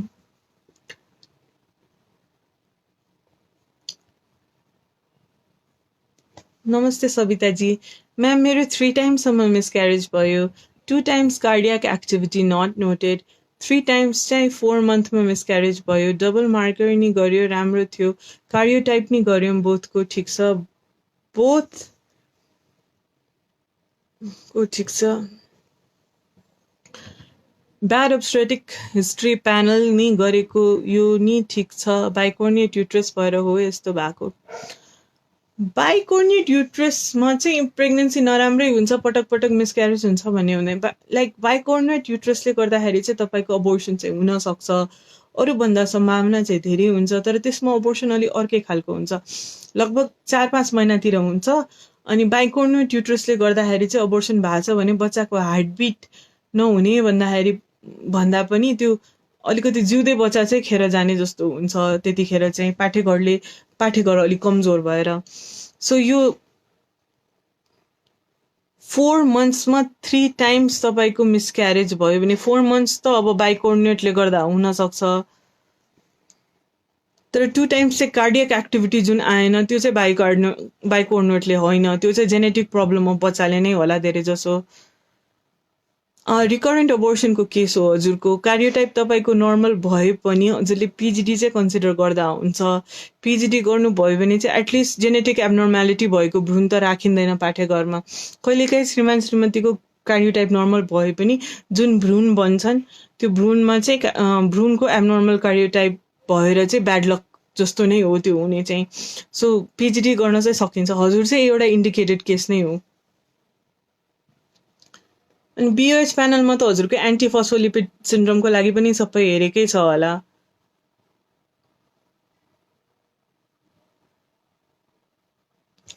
नमस्ते रामजी, म्याम मिस्ड अबोर्सन पछि फ्लुइड कलेक्सन र सिस्ट 25 mm को भयो। अबोर्सन पछि 1 टाइम पिरियड आयो, पिरियड पछि पनि सिस्ट 28 mm को भयो। देखियो अब यो सिस्ट क्लियर भएछन्, प्रेग्नेन्सी ट्राई गर्न मिल्छ कि मिल्दैन? डेफिनेटली मिल्छ। यो सिस्ट भएको बेला प्रेग्नेन्ट हुन पोसिबल छ कि छैन? सिस्ट भएको बेलामा पनि प्रेग्नेन्सी हुन सकिन्छ। सिस्टले हर्मोन रिलिज गर्यो भने चाहिँ प्रेग्नेन्सीमा इम्प्याक्ट गर्छ भनेर मात्रै हो, नभए प्रेग्नेन्ट नहुन सक्ने भन्ने छैन। वात्सल्य क्लिनिकको कन्ट्याक्ट नम्बर चाहिँ पेजमै दिएको छ। मन्जु गाइरीजी नमस्ते। मेरो थर्ड ट्राइमेस्टर चलिरहेछ अनि मलाई आजकल निन्द्रा लाग्दैन, व्हाट क्यान आई डु? हर्मोनले गर्दाखेरि चाहिँ प्रेग्नेन्सीमा निन्द्राको प्रब्लम अलिकति धेरै देखिन्छ। अहिलेको लागि हजुरले पहिला चाहिँ आफ्नो ह्याबिट्स अलि चेन्ज गर्न सक्नुहुन्छ। फर्स्ट स्टेप चाहिँ बेडमा चाहिँ सुत्न बाहेक अरू केही काम नगर्नु, बेडमा खाने पढ्ने अरू केही पनि नगर्नु, खालि सुत्नको लागि मात्रै जानु। अनि अर्को चाहिँ राति सुत्दाखेरि चाहिँ सबै लाइटहरू पर्दाहरू चाहिँ कम्प्लिटली अभोइड गर्नु अनि कुनै पनि साउन्ड कतैबाट आउन नदिनु।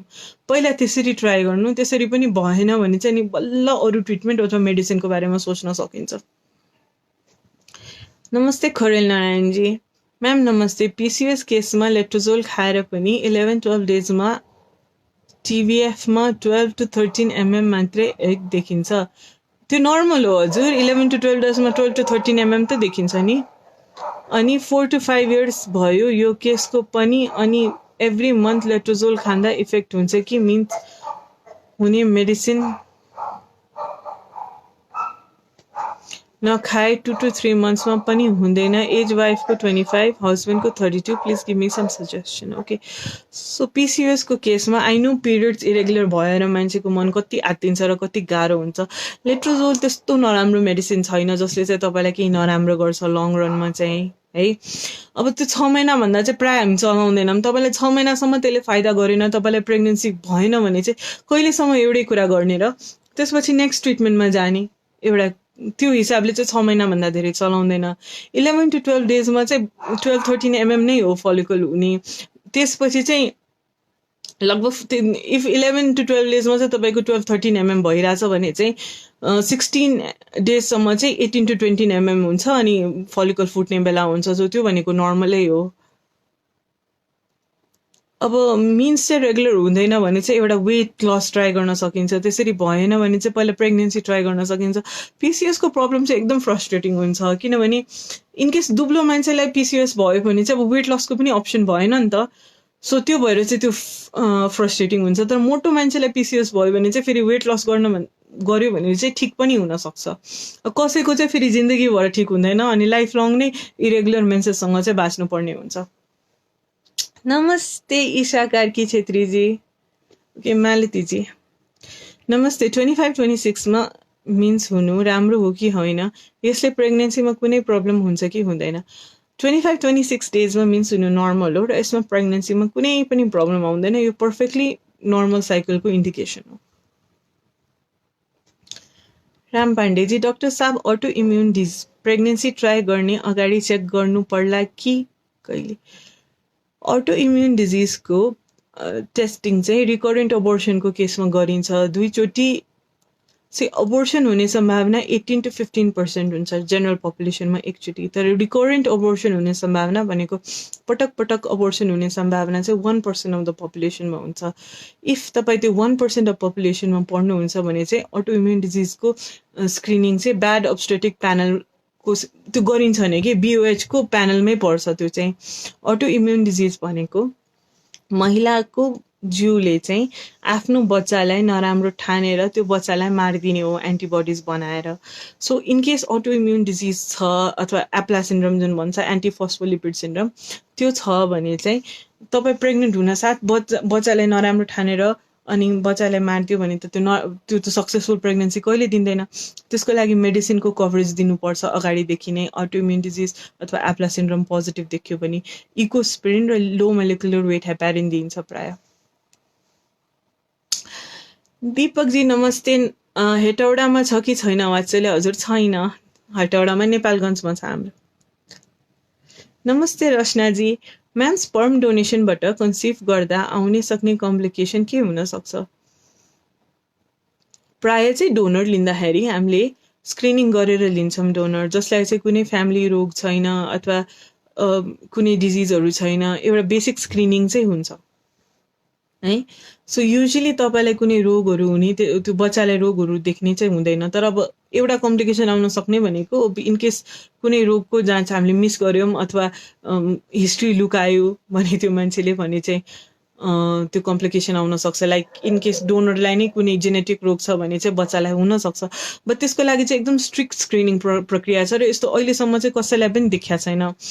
बिकज अगाडि नै एकदम राम्ररी सोधिन्छ कि तपाईँलाई कुनै जेनेटिक रोगहरू छ कि अथवा बेसिक स्क्रिनिङ चाहिँ हुन्छ कि मान्छेहरूको चाहिँ। नमस्ते अरुणजी, पिजिडी र पिजिएस कहिले गर्न सकिन्छ आइभीएफको साइकलमा? पिजिडी र हजुरले पिजिडी र पिजिएस छुट्याउनु भयो भनेपछि हजुरलाई थाहा छ। मैले चाहिँ छुट्याएर अघि भनेको थिएन।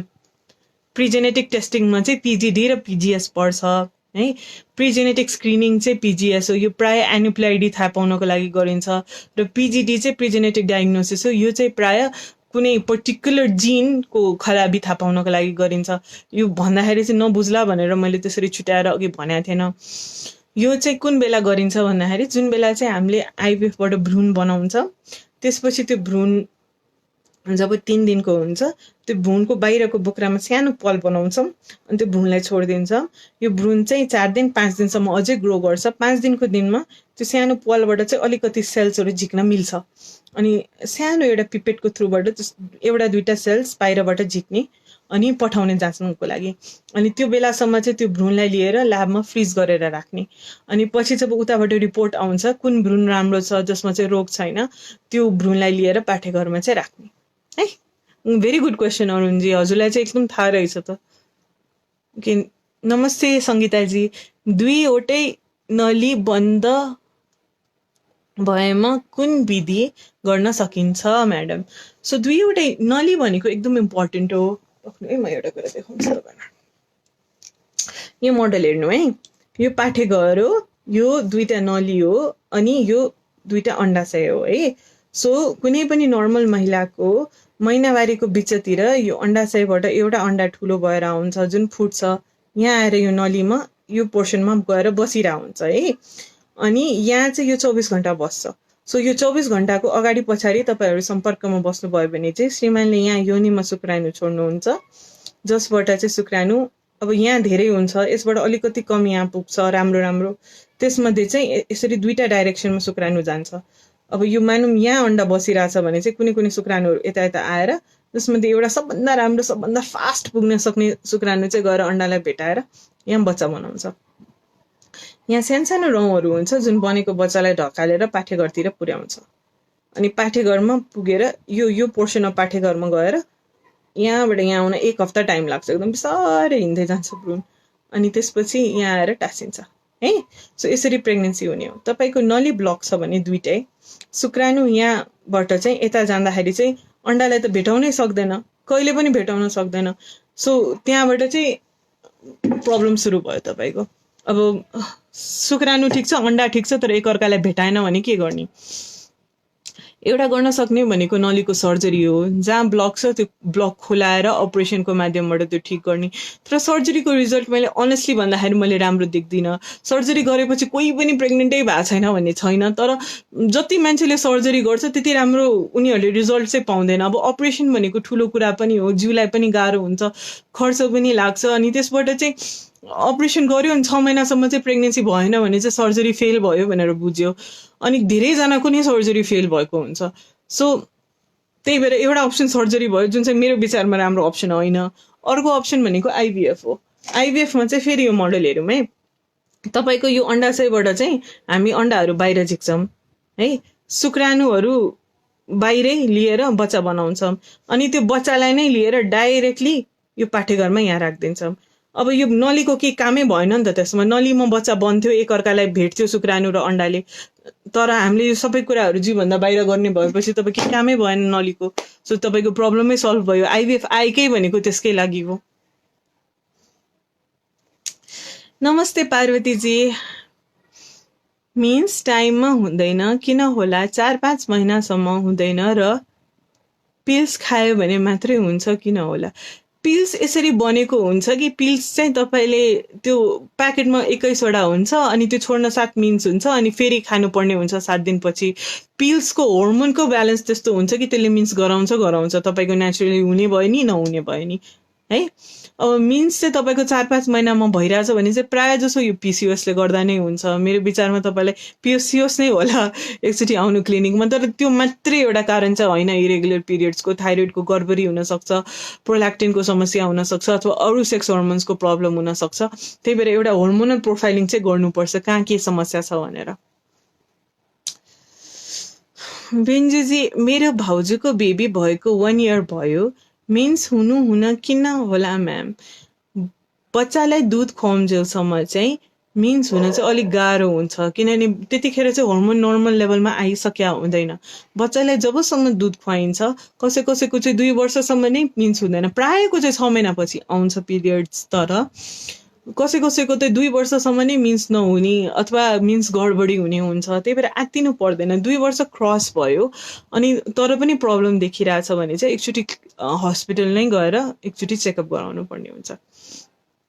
नमस्ते पूर्ण मानन्दरजी।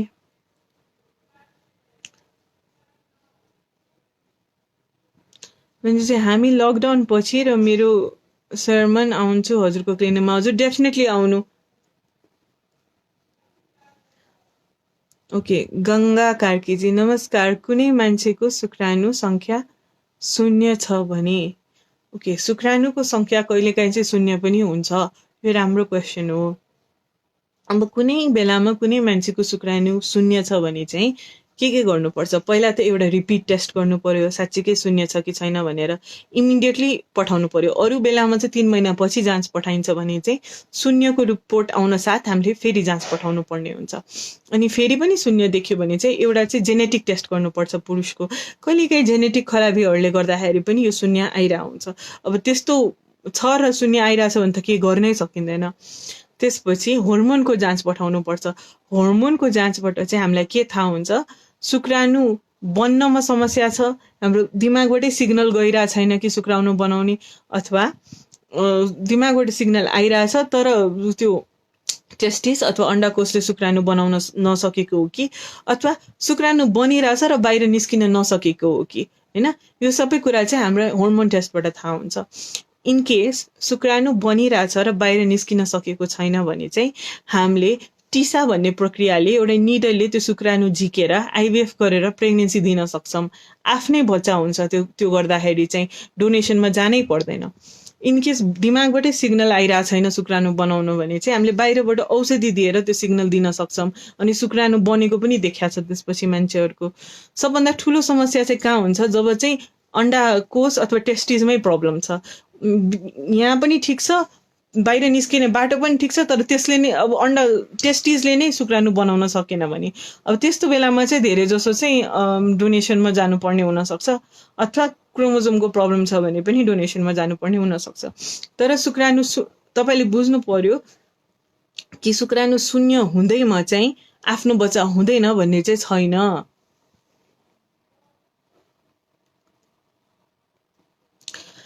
ओके सुशीलाजी, म्याम पिसिओडीमा प्रेग्नेन्सी भयो भने मिस्ड अबोर्सन हुन चान्स बढी हुन्छ हो? हुन्छ, डेफिनेटली हुन्छ। किनभने पिसिओडीमा जुन अन्डाहरू हुन्छ इन्सुलिनको कारणले गर्दा त्यो अन्डाको क्वालिटी कमजोर हुन्छ र जुन बच्चा बन्छ हाम्रो जुन भ्रूण बन्छ त्यसको न्युट्रिसन चाहिँ धेरै जसो अन्डाबाट आउँछ।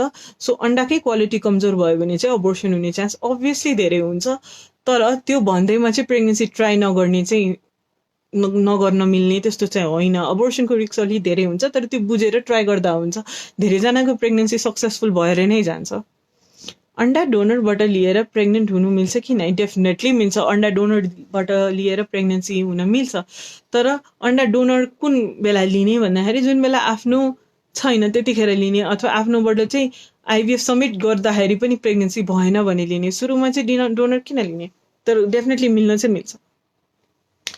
डिम्पी सुनिताजी, आइयुआई गरेपछि अथवा आइभीएफ पछि बस स्कुटरहरूमा ट्राभल गर्दा कतिसम्म गर्नु हुँदैन या गर्दा केही इफेक्ट पर्छ पर्दैन के होला भनिदिनुहोस् न? केही इफेक्ट पर्दैन। आइयुआई पछि पनि पर्दैन, आइभीएफ पछि पनि पर्दैन हजुर। तर यो मलाई भन्दाखेरि चाहिँ कस्तो अप्ठ्यारो हुँदो रहेछ, किनभने सबैजनाको मान्यता चाहिँ के हुँदो रहेछ भन्दाखेरि जति रेस्ट गर्यो जति सुतेर बस्यो त्यति राम्रो हुन्छ। अनि मैले चाहिँ ठ्याक्क त्यसको विपरीत भन्छु। धेरै सुत्नु हुँदैन, धेरै बस्या गर्नु हुँदैन, बरु हिन्डुल गर्नुपर्छ। अनि त्यो पेसेन्टले नै नपत्याउला जस्तो हुन्छ यो भन्दाखेरि। तर खासमा चाहिँ त्यही नै हो, केही फरक पर्दैन। हजुरले नर्मल सबै काम गर्दा हुन्छ। तपाईँ नेचुरली प्रेग्नेन्ट हुनुभयो भने चाहिँ के बारेर बस्नुहुन्छ, स्कुटर नचढ्ने त्यस्तो गर्नुहुन्छ, थाहा पनि भइरहेको हुँदैन नि त सुरुमा आफू प्रेग्नेन्ट छ। त्यस्तै त हो नि आइयुआई र आइभीएफ, प्रेग्नेन्ट हुने तरिका मात्रै त फरक हो, तर प्रेग्नेन्सी त त्यही नै हो। अब रेस्ट गर्नुपर्ने बेलाहरू पनि आउँछ, स्कुटर नचढ्ने बेला पनि आउँछ। त्यो कुन बेला हो भन्दाखेरि जुन बेला तपाईँको ब्लिडिङ देखियो, प्रेग्नेन्सीमा कुनै कम्प्लिकेसन आयो, अथवा तपाईँको अब त्यो लास्टको 3 महिना हुन्छ, त्यतिखेर चाहिँ सकेसम्म अभोइड गर्ने, किनभने धेरै गर्लाङ गुर्लुङ भयो भने चाहिँ व्यथा लाग्न सक्छ।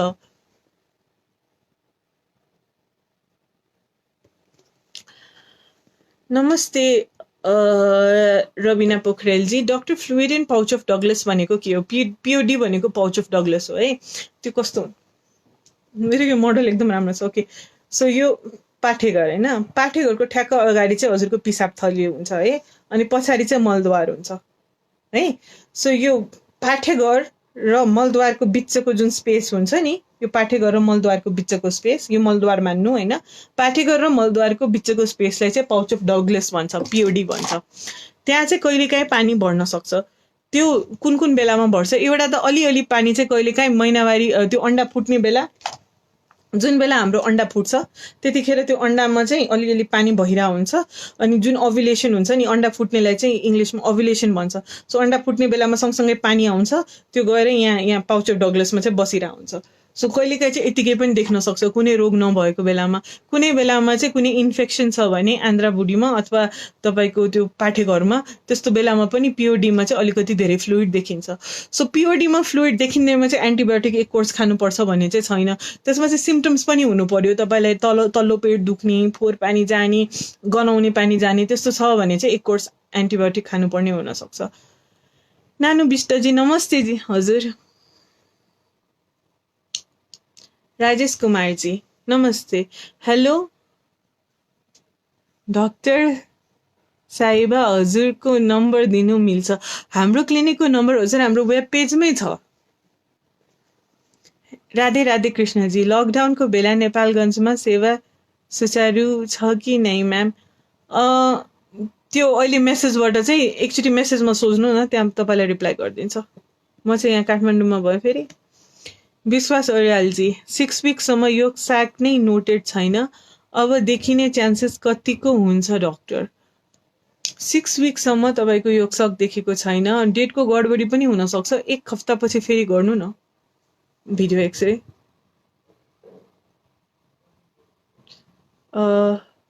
स्क्रिन चाहिँ कस्तो ब्राइट भयो। ओके, मनिकाजी नमस्ते। मनिकाजी। अनुष्ठा पुन्जी, लेट पिरियड हुनुको कारण के हो?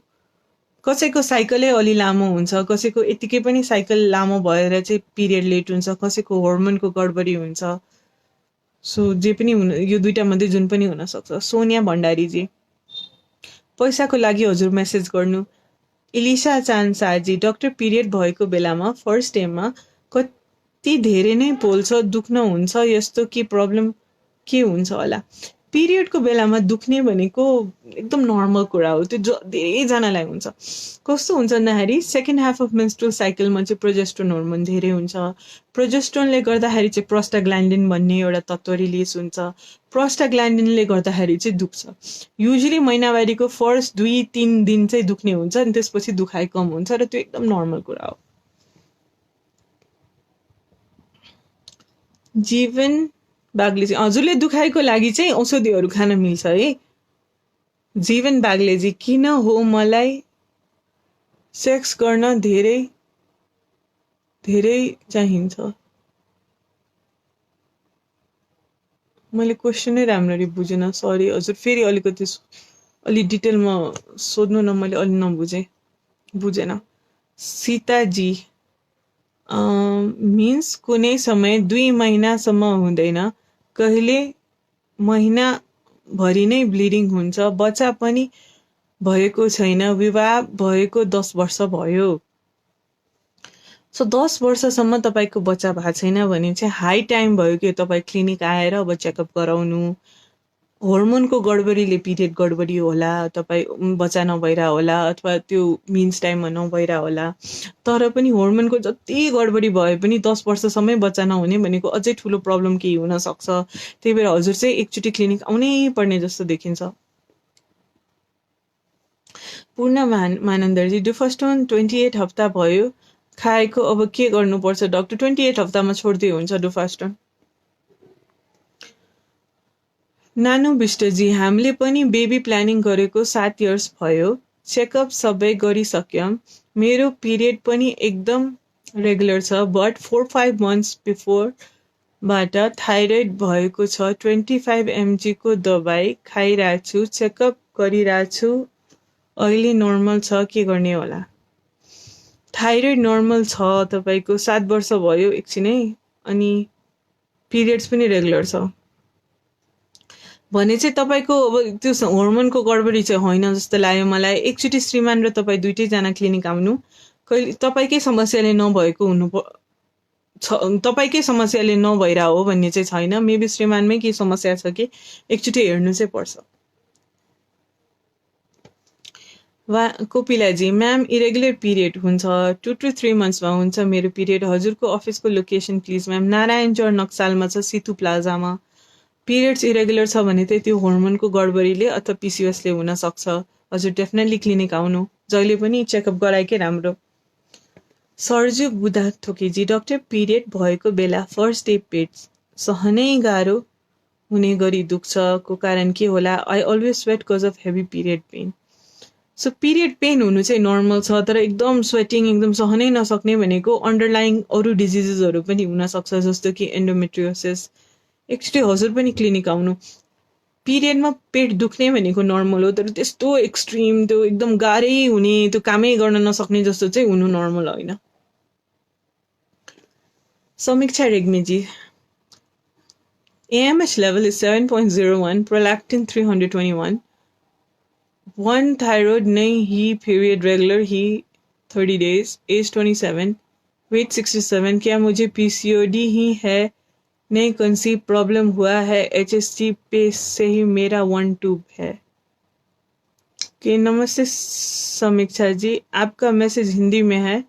आपका AMH के लेवल से लग रहा है कि शायद आपको PCOS है, क्योंकि आपका AMH का लेवल 7.01 है, वो कुछ ज़्यादा है, और उसका संकेत यही आ रहा है कि शायद आपके अंडे ज़्यादा हैं। और लेकिन अगर पीरियड रेगुलर है तो शायद ये PCOS नहीं भी हो सकता है आपको, क्योंकि ठीक 30 डेज में ही आपका पीरियड आ रहा है। ओके, सो AMH से लग रहा है कि PCOS है, फिर आप कहती हैं कि आपका पीरियड रेगुलर है, तो उससे लग रहा है कि PCOS नहीं है। वेट 67 kg है, तो उतना ज़्यादा भी नहीं है, लेकिन थोड़ा घटाएंगे तो आपको फ़ायदा होगा। और HSG, अगर आपका HSG सही है या आपका एक ट्यूब ब्लॉक है, मैं नहीं समझ पाई आपके क्वेश्चन से, लेकिन अगर HSG सही है तो देखिए आपको क्या प्रॉब्लम हो सकता है कि हो सकता है आपका हस्बैंड का सीमेन में प्रॉब्लम है, या हो सकता है कि आपको PCOS है। अब एक बार क्लिनिक ही आइए अपने हस्बैंड के साथ और हम लोग देखेंगे। ओके, जमुना जी, मैम नमस्कार, मेटफोर्मिन मिन्स भएको 21 डेजबाट खाने हो? होइन हजुर, मिन्स मेटफोर्मिन्स त खाइराख्ने हो नि, त्यो मिन्ससँग सम्बन्धित भएन। रमाजी, डाक्टर नमस्ते, डेक्स्ट्रोकार्डिया मनलाई फर्टिलिटीमा कस्तो इफेक्ट गर्छ? ओके, डेक्स्ट्रोकार्डिया अब युजली चाहिँ हार्ट चाहिँ लेफ्ट साइडमा हुन्छ, तपाईँको राइट साइडमा छ भने त्यो डेक्स्ट्रोकार्डिया भयो। युजली यसले फर्टिलिटीलाई चाहिँ इफेक्ट गर्दैन, तर यो आइसोलेटेड हो भने चाहिँ, तर अब अरू पनि समस्या छ सँगसँगै भने चाहिँ, अब कुनै हार्ट डिजिजमा हार्टमा भ्याल्भहरूमा प्रब्लम छ भने चाहिँ, हार्टको प्रब्लमको बेलामा चाहिँ फर्टिलिटीमा इफेक्ट हुनुभन्दा पनि प्रेग्नेन्ट भयो भने चाहिँ आफूलाई गाह्रो हुन्छ। हार्ट डिजिजको पेसेन्टलाई प्रेग्नेन्सी ह्यान्डल गर्ने सम्भावना क्षमता कम हुन्छ, एकदम हाई रिस्क प्रेग्नेन्सी हुन्छ, र एकदम राम्रो हार्ट युनिट्सहरू भएको, जस्तो कि अब कार्डियोलोजी युनिट्सहरू राम्रो भएको ठाउँमा चाहिँ मात्रै डेलिभरी गर्न सकिन्छ। रामजी, सिस र हर्मोन निकालेर असर गरेको नगरेको कसरी पहिचान हुन्छ म्याम? हजुर त्यो थाहा हुँदैन तपाईँको सिस्टले हर्मोन निकालेर असर गरिरहेछ कि गरिरहेको छैन। त्यही भएर सिस्ट भएको बेलामा प्राय हामीले अब कि त सिस्ट देखिरहेछ महिनावारीको दोस्रो दिन भने चाहिँ हर्मोनको जाँच पठाइदिने, हर्मोन नर्मल छ भने चाहिँ त्यो सिस्टले केही नगर्ला भनेर बुझ्यो। तर प्राय चाहिँ अब त्यो हर्मोन त्यो महिनावारीको दोस्रै दिनमा हामी सिस्ट देख्छौँ भन्ने हुँदैन, त्यही भएर थाहा पाउन एकदम गाह्रो हुन्छ। त्यही भएर सिस्ट भएको बेलामा हामीले प्राय प्रेग्नेन्सी नै ट्राई गर्दैनौँ। अनि अर्को भनेको सिस्ट बटार्यो भने पनि त्यसले समस्या दिन्छ कि, त्यसबाट सिस्ट नभएकै राम्रो। एसपीएस वज्राचार्यजी, नमस्ते डॉक्टर साहब, before next family planning torch examination कतिको इम्पोर्टेन्ट छ? मेरो फर्स्ट बेबी हुँदा मैले हर्पिस सिंगल भएको थियो, जुन मैले 7th मन्थमै नै डेलिभरी गर्नु पर्यो। कडा मेडिसिन चलाउनको लागि अब नेक्स्ट बेबी फेरि हर्पिस आउने चान्स हुन्छ कि नै? हर्पिस चाहिँ प्राइमरी हर्पिस र सेकेन्डरी हर्पिस भनेर हुन्छ है। सिङ्गल्स भनेको सेकेन्डरी हर्पिस हो होइन। सिङ्गल्स भनेको आफूलाई गाह्रो हुन्छ तर आफूबाट बच्चाले सर्ने सम्भावना एकदम कम हुन्छ। ओके, हर्पिस भनेको एउटा भाइरस हो है, यो बुझ्नुलाई। हर्पिस भनेको एउटा भाइरस हो। हर्पिस केही भएर आफूलाई छ भने अहिले हामीले चाहिँ अहिले एक्टिभली हर्पिस छ भने चाहिँ भजाइनल डेलिभरी गर्न सकिँदैन, किनभने बच्चा जन्मिँदाखेरि बच्चालाई नै पनि सर्छ। सो त्यतिखेर चाहिँ सिजारियन नै गर्नुपर्छ। तर इनकेस के अरे तपाईँलाई पहिला कुनै टाइममा हर्पिस भएको थियो अनि अहिले इम्युनिटी कम भएको बेलामा फेरि हर्पिस भयो भने चाहिँ त्यसलाई चाहिँ सिङ्गल्स भन्छ। त्यो चाहिँ आफूलाई एकदम दुख्ने गाह्रो हुन्छ तर त्यसबाट चाहिँ बच्चालाई सर्ने भनेर चाहिँ हुँदैन। ओके, अब त्यो टोर्च इन्फेक्सनको स्क्रिनिङ चाहिँ तपाईँले गर्नु पर्दैन। तपाईँलाई हर्पिस भइसक्यो त्यो थाहा नै छ, तपाईँको जिउमा छ हर्पिस, त्यो फेरि रिकभर हुन सक्ने सम्भावना हुन्छ, नहुने चाहिँ होइन। तर अब चाहिँ तपाईँलाई त्यो भयो भने चाहिँ एसाइक्लोभिरहरू चाहिँ चलाइन्छ तर बच्चालाई चाहिँ प्रायः सर्दैन। अनि अब चाहिँ सिजारियन पनि गर्नु पर्दैन त्यसको लागि। ओके, मैले माथिको क्वेसनहरू नै मेरो पेजबाट हरायो। Okay, Ambikaji, ma'am PCOD 6 mm छ भन्दा, फेरि यो क्वेसन पनि हरायो। ओके, सरी हजुरको अम्बिकाजी क्वेसन नै हरायो, मैले जति माथि स्क्रोल गरे पनि देखिरहेको छुइनँ। कौशल्याजी, म्याम ओभुलेसन किटमा 1 दिन मात्रै डबल लाइन देखिएको छ भने के भइरहेछ? सरी है, सबै क्वेसनहरू नै हराउँदै गइरहेछ मैले पढ्दा पढ्दै। तनुजाजी, म्याम बेसिक फर्टिलिटी टेस्टमा के चेकअप गर्नुपर्छ? ओके, यो क्वेसन पढेँ। बेसिक फर्टिलिटी चेकअपमा चाहिँ हजुरले चाहिँ अब हजुरको हर्मोनको प्रोफाइल गरिन्छ महिनावारीको दोस्रो दिनमा, थाइरोइडको टेस्ट गरिन्छ, नली खुला छ कि छैन भनेर हेरिन्छ, पाठेघर ठिक छ कि छैन भनेर हेरिन्छ, अनि त्यो अल्ट्रासाउन्डबाट अनि सीमानको शुक्राणुको टेस्ट गरिन्छ। फेरि माथिको क्वेसन्स हरायो। नारायणीजीको, रिकरिङ पिसिएसको सल्युसन कसरी गर्न मिल्छ if we are planning for pregnancy? PCS भनेको रिकरिङ डिजिज होइन, त्यो कि त इदर छ कि छैन भन्ने हुन्छ। अनि फर्स्टमा चाहिँ हजुरको वेट लस हो, यो मैले धेरै पटक भनिसकेँ। फर्स्टमा चाहिँ वेट लस हो, वेट लसले भएन भने चाहिँ औषधिहरू छ।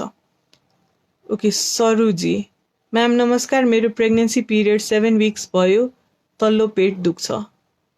हजुर क्लिनिक आउनु पर्यो, त्यसो भए चाहिँ पेट दुख्नु राम्रो भएन नि त प्रेग्नेन्सीमा। सृजनाजी, मेरो भएको कति दिनपछि रिलेसन राख्दा हुन्छ? युजली महिनावारीको 12 to 16 days भित्र चाहिँ सम्पर्कमा बस्नु भयो भने चाहिँ प्रेग्नेन्ट हुने सम्भावना धेरै हुन्छ।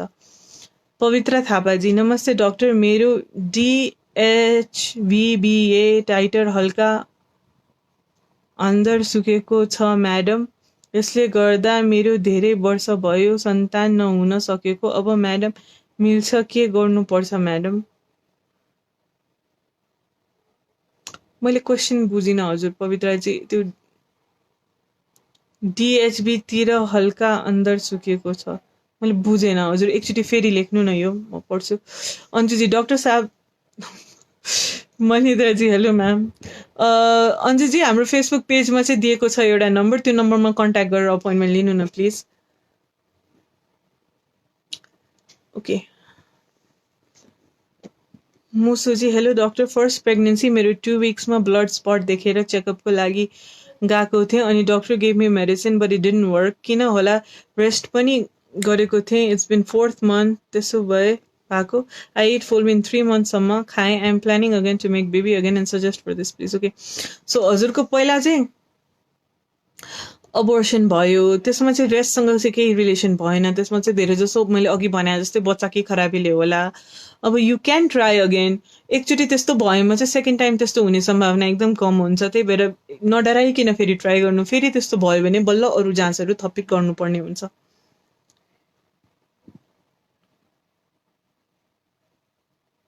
प्रवीणाजी, म्याम फिमेलको पर्मानेन्ट फ्यामिली प्लानिङ गरेको छ भने is it possible to conceive somehow? Definitely you can do IVF, आइभीएफबाट चाहिँ प्रेग्नेन्ट हुन सकिन्छ। जीवन बाग्लेजी, मलाई सुगर 114 छ,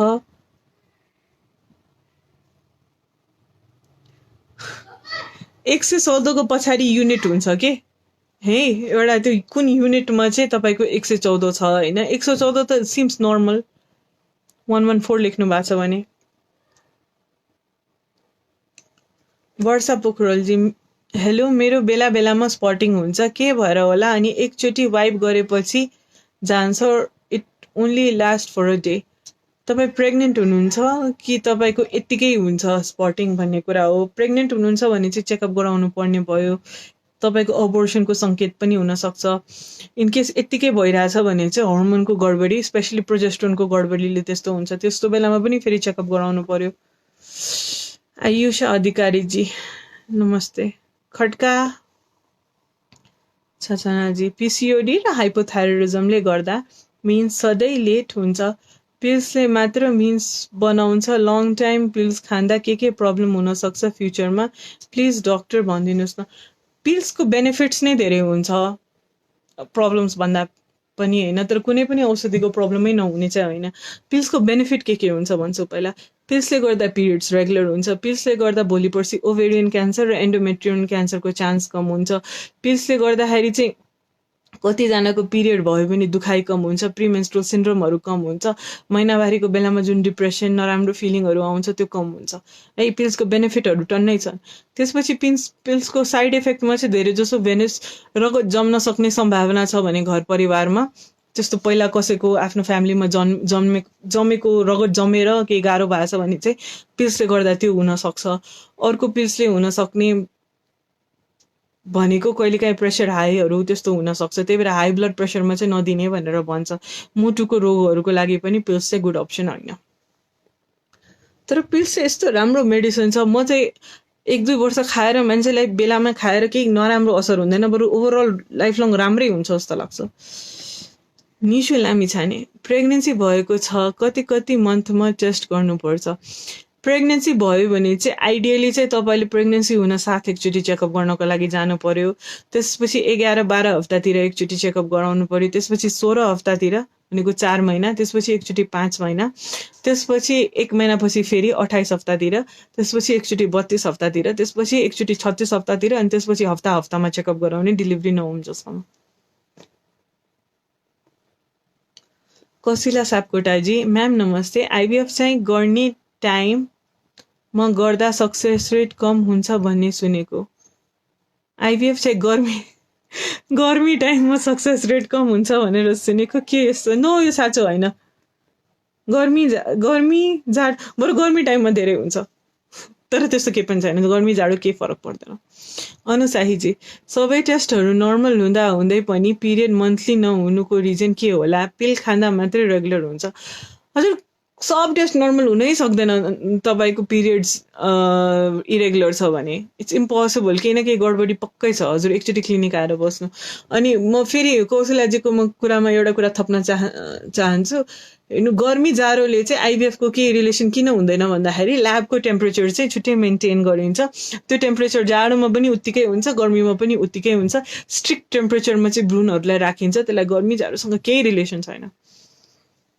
सृजना कार्कीजी, नमस्कार सिस्टर। ओके, मलाई बेबी बनाउन मन छ, 6 मन्थ्सको ट्राई गरेको भएको छैन, के गर्नुपर्छ? क्लिनिक आउनु न, क्लिनिक आउनु, हामी हेर्छौँ, अनि त्यसपछि कहाँ के प्रब्लम भइरहेछ भनौँला। केही प्रब्लम छैन भने चाहिँ हजुरलाई नेचुरली गाइड गर्छौँ, अनि त्यसरी प्रेग्नेन्ट हुन सकिन्छ। जोयाजी, हेलो, मेरो 2 मन्थ्स भइसक्यो, हल्का ब्लिडिङ भइरहेको छ, के कारणले होला? पहिला त पिसिओडी थियो। पिसिओडी थियो भने पिसिओडी नै अहिले छ होला पहिलाबाट। अहिले पिसिओडी चाहिँ यत्तिकै त ठिक हुन अलिक गाह्रै हुन्छ, सो पिसिओडीले नै होला हजुरको समस्या अहिले पनि। प्रवीणा सुवेदीजी, ma'am, is it possible to conceive if female has done permanent family planning somehow? Definitely, you can conceive by IVF. IVF is designed so that you conceive even if you have your tubes tied. बबिताजी नमस्ते। गंगा कार्कीजी, you're most welcome. रामजी, ma'am कति एजसम्मको महिलाले आफ्नै एगबाट IVF गर्न सक्छन्? 37.5 इयर्स। प्राय एज 40 क्रस भए पनि आफ्नो एग हुँदा हुँदै पनि डोनर एग लिनु पर्ला र? तपाईँलाई इच्छा छैन भने त डोनरको कहिले पनि जबरजस्ती छैन, तपाईँ आफ्नैबाट ट्राई गर्नु, सम्भावना मात्रै कम हो है। तर सम्भावना कम भएको हुनाले चाहिँ डोनरको अप्सन चाहिँ दिइन्छ, किनभने आफ्नो पैसा चाहिँ एकदम एकमुष्टिमै खर्च हुन्छ, सो त्यही भएर डोनरको अप्सन दिने हो। तर तपाईँलाई एकदम इच्छा छ आफ्नैबाट गर्ने भने चाहिँ ट्राई त गर्न सकिहालिन्छ नि। नमस्ते निरुजी, म्याम नमस्ते। मेरो 3वटा मिसक्यारेज भएको थियो अनि चौथोमा नलीमा गएर बसेको रहेछ, त्यसैले पनि अपरेसन गरेर नली सहित फालिदिएँ म्याम, अनि अर्को नली पनि बाँधेको भन्छन् डक्टरले। बच्चा पनि रोकेको छैन अनि अपरेसन भएको पनि 8 वर्ष भइसक्यो। यसो गरौँ न, हजुरको चाहिँ आइभीएफ गरौँ अनि पिजिडी गरेर गरौँ। रिकरेन्ट अबोर्सनको पनि केस छ हैन, सो त्यो भएर पिजिडी हजुर र हजुरको श्रीमानको कार्योटाइप गरेर पिजिडी गरौँ। एउटा अरू सबै इन्भेस्टिगेसन पनि गरौँ, अटो इम्युन डिजिजहरू सबैको। बिन्ती पुन्जी, डक्टर नमस्ते। फर्स्ट ट्राइमेस्टरमा जे खाँदा पनि भमिट हुने भएको, बच्चालाई न्युट्रिसन पुग्छ होला नि? भमिट चाहिँ हुनु प्रेग्नेन्सीमा एकदम नर्मल हो, तर 4 पटक भन्दा धेरै भइरहेछ भने दिनमा चाहिँ हस्पिटल गएर चेकअप गराउनु पर्छ। हजुरलाई नै न्युट्रिसन पुगेन भने त बच्चालाई पनि पुग्दैन नि। विशालजी नमस्ते। आलोक सुधा जी, म्याम नमस्ते। शुक्रके 0 अनि अन्डा कोषको भिडियो एक्सरे गर्दा रिपोर्ट राम्रो छ, के कारणले होला प्लिज सेयर म्याम। सो हजुरले चाहिँ यस्तो गर्नु, हर्मोनको टेस्ट गर्नु, हर्मोन हेरौँ हजुरको हर्मोनको प्रोफाइल कस्तो छ। भिडियो एक्सरे अन्डाकोषको राम्रो भए पनि त्यसले चाहिँ सबै समस्याहरू थाहा हुँदैन। तपाईँको दिमागबाटै हर्मोन नआएको हो कि अन्डाकोष हेर्दा राम्रो भए पनि त्यसले काम गर्न नसकेको हो कि अनि शुक्राणु बनेर बाहिर मात्रै ननिस्किन सकेको हो कि, त्यो थाहा पाएर अनि त्यसरी उपचार गर्न सकिन्छ। शुक्राणु नील हुँदैमा आफ्नो बच्चा हुँदैन भन्ने छैन। दिपाजी नमस्ते, युर मोस्ट वेलकम। खड्का प्रवेशी, म्याम मेलको पर्मानेन्ट फर्टिलिटी मेथड पछि पनि बच्चा बनाउन सकिन्छ? यदि हुन्छ भने कसरी? मेलको पर्मानेन्ट फर्टिलिटी गरेको भनेको के हो? त्यो नली बाँधेको त हो नि, जुनबाट शुक्राणु निस्किन्छ। शुक्राणुको उत्पादन त भइ नै रह हुन्छ, बाहिर मात्रै निस्किन नसकेको। सो जुन ठाउँबाट उत्पादन हुन्छ त्यहाँबाट चाहिँ हामीले निडलबाट तानेर शुक्राणु झिकेर आइभीएफ गरेर प्रेग्नेन्सी गराउन सक्छौँ। यसलाई टिसा भन्छ। उमा भास्तोलाजी, हेलो म्याम, अनि हजुरको क्लिनिकमा नेचर प्रोसेसबाट बेबी प्लानिङको डेफिनेटली छ नि? नेचुरल प्रोसेसबाट हजुर, हाम्रो त धेरैजना नेचुरलबाट नै प्रेग्नेन्ट हुन्छन्। आउनु न, आइभीएफ सबैलाई चाहिन्छ भन्ने हुँदैन। तपाईँ आउनु, तपाईँलाई जरुरी छ भने मात्रै हो आइभीएफ, नभए हाम्रोमा नेचुरलबाट प्रेग्नेन्सी गराइन्छ, ओभुलेसन इन्डक्सन गराइन्छ, आइयुआई गराइन्छ, अनि जसलाई चाहिन्छ उनीहरूलाई आइभीएफ समेत गराइन्छ। पिजिडीको पनि अप्सन छ। पवित्र थापाजी, म्याडम नमस्ते। मेरो ढाडा कोखको हल्का अंदर ब्लक छ म्याडम, अब के गर्नु पर्ला? मैले बुझेन, हजुरको नली ब्लक छ भने चाहिँ आइभीएफ गर्नु पर्ला। सम्झना अधिकारीजी, हेलो नमस्ते। नमस्ते हजुर। अस्मिताजी नमस्ते। शर्मिलाजी, लेट्रोजोल हामीले कति टाइमसम्म लिन सक्छौँ? 6 महिना जति। मैले 6 मन्थ्सदेखि लिइरहेको छु आफ्टर साइकल। सो अब लेट्रोजोलले तपाईँलाई 6 महिनासम्म फाइदा गरेन भने त अब अर्को अप्सनमा जानु पर्यो। सम्झना अधिकारीजी, मल्टिपल मिसक्यारेज कज के होला डक्टर? मल्टिपल मिसक्यारेजको कजहरू धेरै छन्।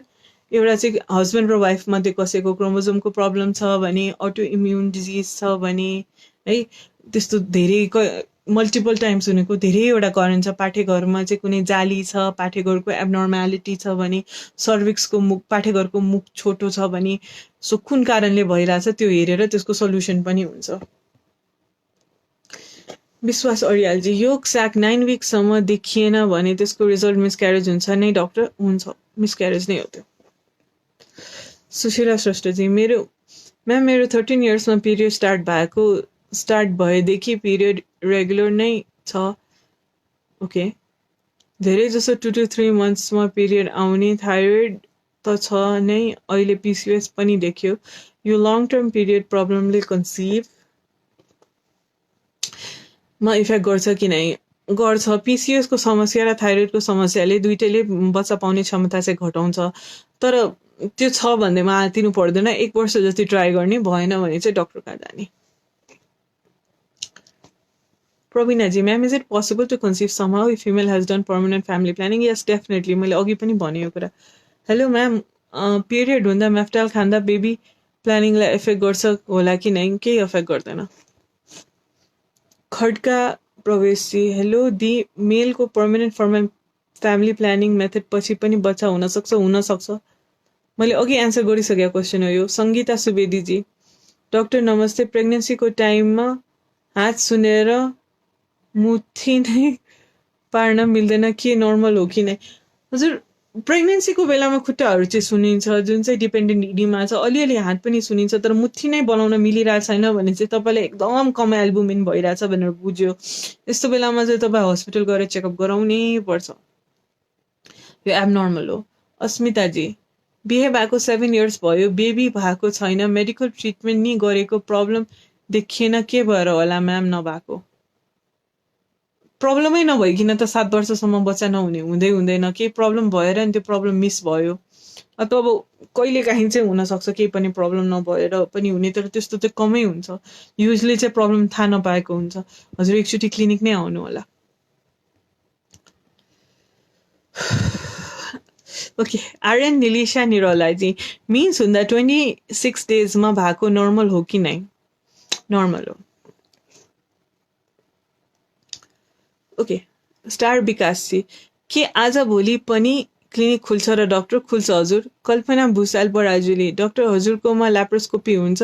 हजुर, म ल्याप्रोस्कोपी त गर्छु, हाम्रो वात्सल्य क्लिनिकमा चाहिँ गरिँदैन, हामी हस्पिटल जान्छौँ वात्सल्यबाट, तर गर्न चाहिँ गरिन्छ चाहिएको मान्छेहरूलाई। प्रज्ञा उप्रेती, म्याम, एचएससी गरेको कति चार्ज लाग्छ?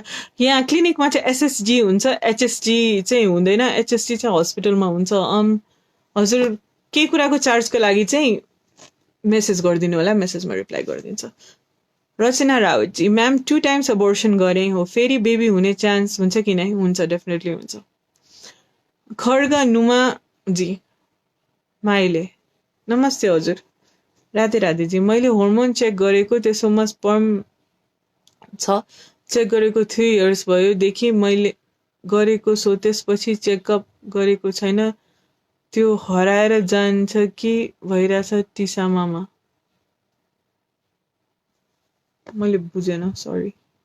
मोनिकाजी, म्याम, पिरियडमा पेट दुख्नुको कारण चाहिँ के हो खासमा? पिरियडमा पेट दुख्नेको कारण भनेको प्रोस्टाग्ल्यान्डिनहरू रिलिज हुन्छ पिरियडको बेलामा, त्यही भएर दुख्छ, त्यो नर्मल हो। ओभुलेसन भएको छ भने चाहिँ प्रोस्टाग्ल्यान्डिन रिलिज हुन्छ। आर्यन निलिसाजी, मिन्स हुँदा 26 डेजमा भएको नर्मल हो कि होइन? नर्मल हो। सुदीपजी, मेरो धेरै 6 इयर भयो, के गर्ने? हजुर, हजुरभन्दा धेरै लामो इन्फर्टिलिटी भएको मान्छेहरू पनि प्रेग्नेन्ट भएको छ, हजुर क्लिनिक आउनु एकचोटि। सम्झना अधिकारी चाहिँ, हेलो डक्टर, अहिले पनि खुल्छ हजुर। सुनैना टन्डनजी, म्याम, एएमएस 12.56 छ, age 30 years, running, normally conceive हुने चान्सेस छ कि नै? बोथ ओभरीमा पिसिओएस छ। नर्मली कन्सिभ हुने चान्स छ, तर यु मे निड हेल्प मेडिसिनबाट, सो हजुर क्लिनिक नै आउनु होला, बिकज एएमएस 2.56 एकदम धेरै हो। सुशीलाजी, मेरो प्रोसेस गरेको 1 इयर्स भयो, अहिलेसम्म भएको छैन, बिहे भएको 3 इयर्स भयो। हजुर, हाम्रैमा प्रोसेस गर्नुभयो? के प्रोसेस गर्नुभयो हजुरले? आइभीएफ गर्नुभयो कि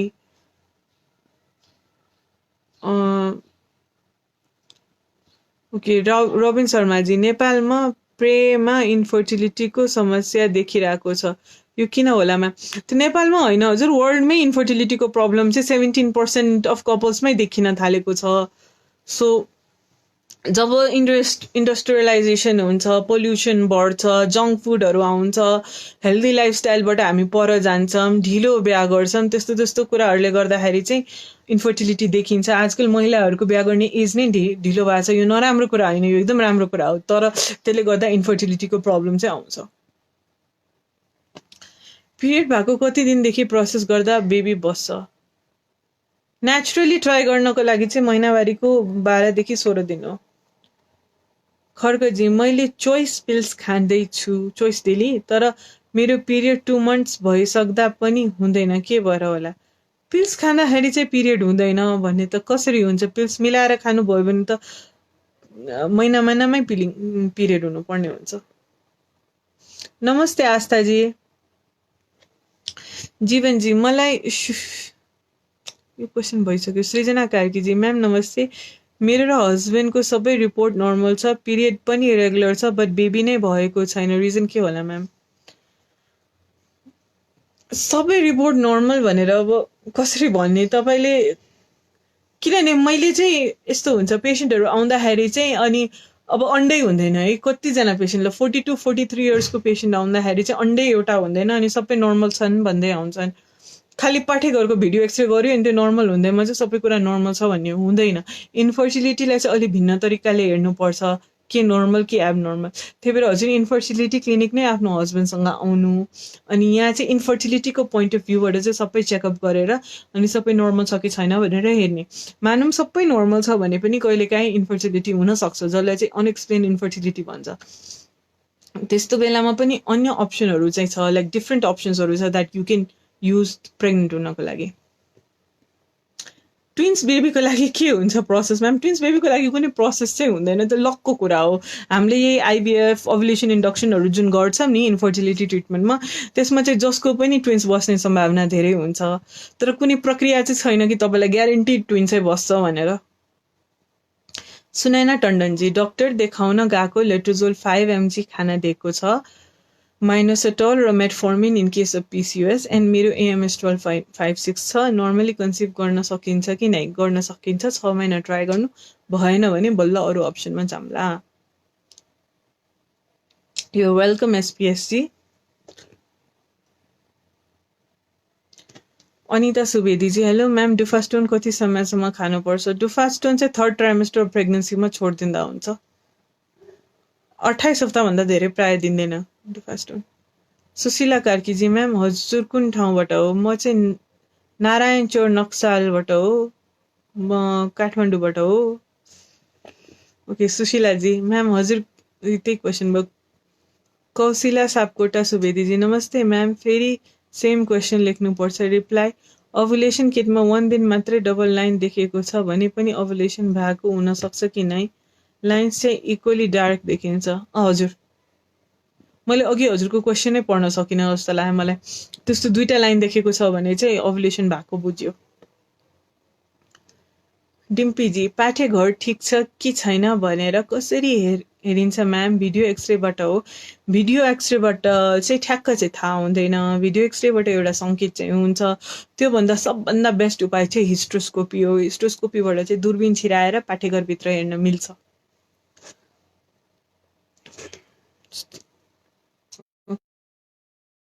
नमस्ते रक्षाजी, डक्टर, टेस्ट ट्युब बेबीको प्रोसेस गर्नको लागि कुन एजसम्म ठिक छ?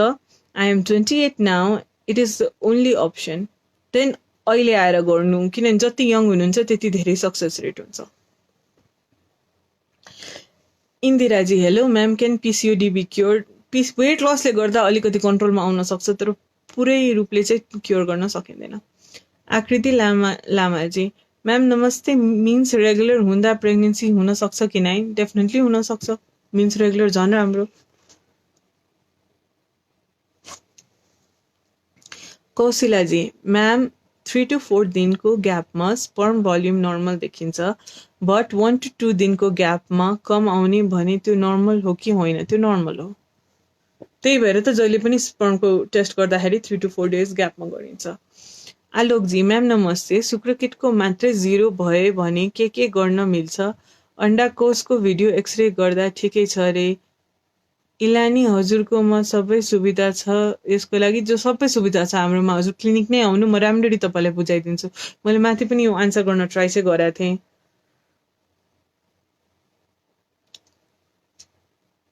पूजाजी कपर टी राम्रो हुन्न हो र म्याम?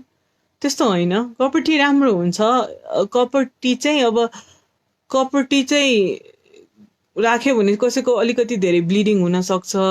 कपर टी राखेपछि चाहिँ इन्फेक्सन भयो भने अलिक गाह्रो हुनसक्छ। तर कपर टी चाहिँ कन्ट्रासेप्सनको एउटा राम्रो मेथड हो। यसमा होर्मोन्स प्रयोग हुँदैन, लङ टर्म तपाईँलाई कन्ट्रोल दिन्छ, धेरै दिनसम्म राखुन्जेलसम्म बच्चा बस्दैन। कपर टी चाहिँ धेरै राम्रो हो नि। सङ्गीताजी डक्टर नमस्ते। प्रेग्नेन्ट भएको टाइममा, यो क्वेसन पनि भइसक्यो।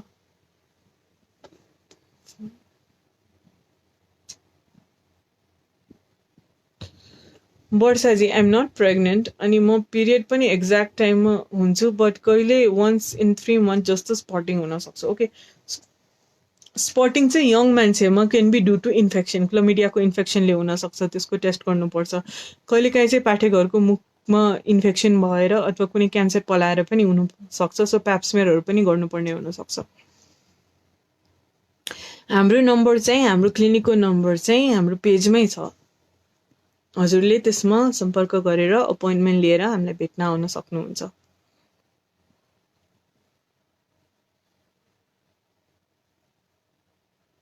राजेन्द्रजी मैले हजुरको क्वेसन बुझेन। थाइरोइड हङ्क्ला के म्याम? डिप्रेसन हुन्छ, डिप्रेसन भयो भन्नुभयो। खड्काजी डक्टर जुनसुकै पिल्स जुन कन्ट्रीमा पाउने पिल्स खाँदा हुन्छ हजुर। हरेक कन्ट्रीमा एउटै कम्पनीको मेडिसिन त पाउँदैन नि, सो त्यो डिफ्रेन्ट हुन्छ। अब तर कहिले पनि कुनै पनि औषधि चाहिँ डक्टरको प्रिस्क्रिप्सन बिना खानु हुँदैन कि। तपाईँलाई मैले फेसबुक लाइभमा चाहिँ ल यो गर्न हुन्छ भनेर भन्दैमा चाहिँ तपाईँले विदाउट प्रिस्क्रिप्सन चाहिँ औषधि पर्चेस गरेर कहिले पनि खानु चाहिँ हुँदैन, किनभने पेसेन्ट हेर्नै पर्छ क्या। हामीले कुनै त्यो भनेको कुराले मात्रै चाहिँ हामीले कुनै डायग्नोसिस बनाएर अनि औषधि त्यसरी लिनु कहिले पनि राम्रो होइन। ओके, सुजाता ढकालजी नमस्कार म्याम। मेरो माइग्रेन हेडेक छ। मेरो पनि सुजाताजी एकदम दुःख हुन्छ त्यसमा। अनि मेडिसिन निको खाएपछि चाहिँ ठिक हुन्छ, बट तपाईँ लकी हुनुहुन्छ, तपाईँको निकोले ठिक हुन्छ। त्यो भनेको त एकदम कम पावरको मेडिसिन हो, त्यसले नै हेडेक ठिक हुन्छ भने चाहिँ 2 to 4 दिनमा चाहिँ दुखिहाल्छ। मेडिसिन नखाइ सन्चो नै हुँदैन। सो आई वान्ट यसले फर्टिलाइजेसनमा केही इफेक्ट गर्छ कि नै? ओके, आई नो माइग्रेनको प्रब्लम कति फ्रस्ट्रेटिङ छ, मलाई आफै पनि छ। अनि मलाई त झन् निकोले पनि हुँदैन, बट लाइक तपाईँलाई निकोले नै भइरहेछ भने चाहिँ त्यो चाहिँ अलिकति तपाईँलाई निकोले नै भइरहेछ भने चाहिँ त्यो चाहिँ एकदम कम पावरको मेडिसिनले नै तपाईँ ठिक हुँदै हुनुहुन्छ। त्यसमा चाहिँ फर्टिलाइजेसनमा चाहिँ केही इफेक्ट आउँदैन। तर प्रेग्नेन्ट भइसकेपछि चाहिँ तपाईँको अलिकति हाई रिस्क प्रेग्नेन्सीमा पर्छ। तपाईँलाई स्ट्रोकको सम्भावना बढी हुन्छ, हार्ट एट्याकको सम्भावना बढी हुन्छ। अलिकति रिस्की प्रेग्नेन्सीमा पर्छ माइग्रेनको पेसेन्टहरू, जुन चाहिँ अब थाहा हुँदैन। हुन्छ नि, मुटुको रोग छ भने थाहा हुन्छ आफूले आफू हाई रिस्क प्रेग्नेन्सी हो भनेर, तर माइग्रेनको रोगलाई चाहिँ त्यसरी मान्छेले प्रायः लिँदैन। बट एक्चुली एकदम हाई रिस्क प्रेग्नेन्सी हो अनि एकदम केयरफुल भएर चाहिँ प्रेग्नेन्सीमा चेकअप गराउनु पर्छ। राम्रो सेन्टरमा, आइसियु सेटअप भएको सेन्टरमा चेकअप गराउँदा झनै राम्रो। त आइसियु नै चाहिन्छ भन्ने भन्न खोजे होइन, त्यो एक्सट्रिम रूपमा मात्रै हो। ओके, रक्षाजी टेस्टिभ बेबीको प्रोसेस गर्नको लागि कुन एजसम्म ठिक छ? I'm 28 now and is the only option. हजुर जति चाँडै गर्नुभयो भने त्यति राम्रो। म्याम आइयुआईको बारेमा बताइदिनु न मेखराजी। हजुर मैले आइयुआईको बारेमा भर्खर पनि एक्सप्लेन गरेँ, म एकचोटि फेरि पनि गर्छु। यो भनेको पाठेघर हो, यो 2टा नली हो, यो 2टा अण्डाशय हो है। जब चाहिँ महिलाको अण्डा बाहिर निस्किन्छ र यो नलीमा बसिरहेको हुन्छ त्यतिखेर चाहिँ आइयुआई गर्दा हुन्छ। आइयुआईमा चाहिँ हामीले यो आइयुआई क्याथेटर हो। यो क्याथेटर यो योनिबाट यसरी छिराएर यहाँ गएर शुक्राणु चाहिँ यो ठाउँमा राखिदिन्छौँ है, त्यति मात्रै हो आइयुआई, अरू केही गर्ने होइन। शुक्राणु हामी यहाँ राखिदिन्छौँ, यहाँबाट शुक्राणु यहाँ नलीसम्म जान्छ, अण्डालाई भेटाउँछ अनि बच्चा बनाउँछ। यो गर्ने अर्थ चाहिँ के भयो भन्दाखेरि जो मान्छेको शुक्राणु कम छ, यहाँ चाहिँ धेरै शुक्राणु हुन्छ, यहाँबाट शुक्राणु यहाँ पुग्दाखेरि चाहिँ एकदम घट्छ। सो नलीसम्म चाहिँ एउटा शुक्राणु पनि नपुग्न सक्छ त्यस्तो मान्छेको जसको शुक्राणु चाहिँ कम छ। सो इन केस तपाईँको यो समस्या छ भने चाहिँ हामीले डाइरेक्टली यो क्याथेटरको थ्रुबाट यहाँ भित्र चाहिँ राखिदियो भने चाहिँ तपाईँको शुक्राणु, तपाईँको प्रेग्नेन्सीको चान्स बढ्छ। त्यति हो आइयुआई। आइयुआई भनेको तपाईँको प्रेग्नेन्सीको चान्स, नर्मल मान्छेको प्रेग्नेन्सीको चान्स बढाउँदैन। जसलाई चाहिँ शुक्राणुको कमजोरी छ त्यो मान्छेको नर्मल मान्छे जतिसम्म सम्भावना ल्याइदिन सक्छ है। इनकेस बच्चा भइरहेको छैन, सबै कुरा ठिक छ भने चाहिँ आइयुआई गरेर केही पनि फाइदा छैन। शुक्राणुको कमजोरी छ भने मात्रै आइयुआई गर्नुभयो भने चाहिँ जति चान्स कुनै नर्मल मान्छेलाई हुन्छ त्यति चान्स तपाईँलाई पनि हुन्छ प्रेग्नेन्ट हुने। नमस्ते दीपकजी, हेलो। उमा वास्तुलाजी, म्याम लकडाउनमा हजुरको क्लिनिक ओपन हुन्छ? खुल्ला छ हजुर, अपोइन्टमेन्ट लिएर आउँदा हुन्छ। सम्झना अधिकारी, डक्टर सिस्ट देखिनु नर्मल हो र? सिस्ट देखिनु नर्मली, सिस्ट भनेको नर्मल कुरा चाहिँ होइन, तर देखियो भने चाहिँ त्यो सधैँ एबनर्मल क्यान्सर हो भनेर पनि छैन। कहिलेकाहीँ नर्मली पनि आउँछ नि आफै हराएर जान्छ, तर सिस्ट चाहिँ खासमा हुनु चाहिँ हुँदैन। यो हस्पिटल चाहिँ नारायण चौर नक्सालमा छ, सितु कम्प्लेक्समा।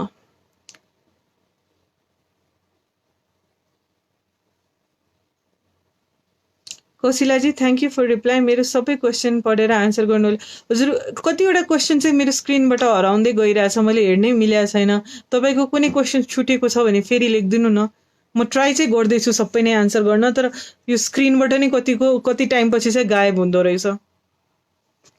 गङ्गा आलीजी, मेरो नि समस्या धेरै छ तर यहाँ भनेर समाधान नहोला, म पिरियड छु। त्यसो भए हजुर क्लिनिक आउनु न त, क्लिनिकमा बसेर कुरा गरौँला।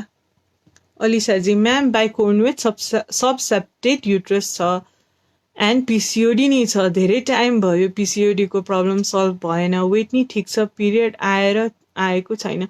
वेट ठिक छ भने चाहिँ पिसिओडीको प्रब्लम कन्ट्रोल गर्न झन् गाह्रो हुन्छ, मलाई थाहा छ। बाइकोर्नेट सबसेप्टेड युट्रस नै प्रब्लम नै हुन्छ। अब मलाई चाहिँ एउटा अचम्म कुरा चाहिँ के लाग्यो भन्दाखेरि कि त सबसेप्टेड युट्रस हुन्छ कि त बाइकोर्नेट हुन्छ होइन। दुइटै चाहिँ एउटै मान्छेमा हुन चाहिँ अलिक गाह्रो छ। मेबी कि डायग्नोसिसमा हजुरले नबुझ्नु भएको हो कि हजुर चाहिँ एकचोटि रिपोर्टै लिएर आउनु न, किनभने यो बाइकोर्नेट र सबसेप्टेड के हुन्छ भन्छु है। इनकेस होइन यो पाठेघरको बिचमा यसरी बिचमा एउटा पर्दा छ भने चाहिँ है त्यसलाई चाहिँ सेप्टा भन्छ कि। यो आधी जति यति मात्रै छ भने चाहिँ त्यो सबसेप्टेड हो, पुरै पाठेघरभरि छ भने चाहिँ त्यो फुल सेप्टेड हो है। सो तपाईँले सबसेप्टेड जुन भन्नुभयो त्यो भनेको आधी जतिमा चाहिँ एउटा यसरी पर्दा छ। बाइकोर्नुवेट भनेको चाहिँ तपाईँको जुन बेला पाठेघर बनिरहेको हुन्छ, पाठेघर दुईटा नली जोडेर एउटा भएर, पहिला चाहिँ दुईटा नली हुन्छ जुन एकअर्कासँग जोडिन्छ अनि बिचको भाग चाहिँ हराएर एउटा पाठेघर बन्छ प्राय है। सो जब त्यो जोडिने प्रोसेसमा चाहिँ के भएर बिचको भाग राम्ररी हराएन अनि दुईटा पाठेघर यसो हार्ट सेपमा यसरी बसिरहेछ भने चाहिँ त्यसलाई बाइकोर्नुवेट युट्रस भन्छ। सो त्यो दुईटा भिन्न कुरा भयो, एउटै चाहिँ दुईटैमा अहिले हुन अलिक गाह्रै छ। नमस्ते सिमीजी, मलाई युरिन इन्फेक्सन भएको थियो लास्ट इयर अनि पिरियड्स नि त्यही कारणले मिसिङ भइरहेको थियो। त्यो बेला मेडिसिन्स लिएको थिएँ, फेरि अहिलेसम्म त्यस्तै देखिरहेको छ। कुन मेडिसिन लिँदा ठिक हुन्छ? हजुर चेकअप नगराइकन मेडिसिन नलिनु न, त्यसरी हुँदैन के। युरिन इन्फेक्सनको लागि एन्टिबायोटिक्सको एक कोर्स खानुपर्छ। युरिन कल्चर गरिसकेपछि जहिले पनि चेकअप गराएर नै गर्नुपर्छ। त्यो कुनै पनि मेडिसिन कहिले पनि यत्तिकै लिनु हुँदैन। दीपिका श्रेष्ठजी, डक्टर बेबी ट्राई गर्दा सेक्सपछि कति टाइम रेस्ट गर्नुपर्छ? सेक्सपछि रेस्ट गर्नु पर्दैन हजुर। म हजुरको क्लिनिकमा जाँचेको थिएँ, म नेचुरल ट्राई गरेको 15 मन्थ भएको छैन। नेचुरल 15 मन्थ्समा भएन भने चाहिँ अब हामीले अर्को ट्रिटमेन्टमा जान सक्छौँ। एकचोटि फेरि क्लिनिक आउनु न, अपोइन्टमेन्ट लिएर हामी बसेर कुरा गरौँ। बबिताजी नमस्ते। म्याम नमस्ते, म विराटनगरबाट हो। नर्मल ट्राई गरेको 5 इयर भयो र ल्याप्रोस्कोपी र हिस्टेरोटोमी गरेको हो। हिस्टेरोटोमी नै गर्नुभयो? बट नर्मल प्रेग्नेन्सी हुँदैन। हिस्ट्रोस्कोपी होला हजुर, हिस्ट्रोटोमी भनेको त पाठेघरमा पाल पार्नु हो। बट नर्मल प्रेग्नेन्सी हुँदैन। बट 1 इयर भयो अपरेसन गरेको, एज 35 क्रस भइसक्यो। अब के गर्ने होला, प्लिज गिभ मी सजेसन। अब आइभीएफमा जानु न, 35 इयर्स क्रस भइसक्यो, ल्याप्रोस्कोपी भइसक्यो। आई थिङ्क हिस्ट्रोस्कोपी भयो होला, हिस्ट्रोटोमी होइन। हिस्ट्रोस्कोपी भनेको त पल पार्नु हो, के रोग छ नभए किन पल पार्यो, पाठेघरमा पल पार्नु त खासै राम्रो कुरा होइन नि त। सो हजुर चाहिँ एकचोटि क्लिनिक आउनु अनि हामी आइभीएफ प्लान गरौँ, आइभीएफबाट सक्सेस हुने चान्स धेरै हुन्छ।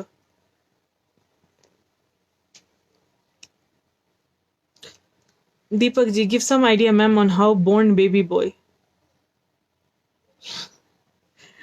सी त्यस्तो केही साइन्टिफिक तरिका छैन जसबाट चाहिँ छोरा जन्मिन सक्छ। 50% चान्स हुन्छ छोरी पाउने, 50% चान्स हुन्छ छोरा पाउने, हजुरको लक। अनि बच्चाको छोरा हुने कि छोरी हुने इट डिपेन्ड्स अन हस्बेन्ड, महिलाको त्यसमा केही रोल हुँदैन। शुक्राणुमा छोराको जिन्स छ कि छोरीको जिनमा छ, शुक्राणुमा भर पर्छ छोरा हुने कि छोरी हुने है। अब त्यस्तो कुनै तरिका हुँदैन कि छोरावाला शुक्राणु चाहिँ गएर अन्डालाई भेटाउँछ, त्यो जे पनि हुनसक्छ। शान्तिजी नमस्ते। हाई म्याम, मेरो एज 33 भयो, विवाह गरेको 12 इयर्स भयो, सब चेकअप भयो, मेरो एएमएच 0.6 छ अनि म्याम नेचुरल कन्सिभ गर्न सक्छु।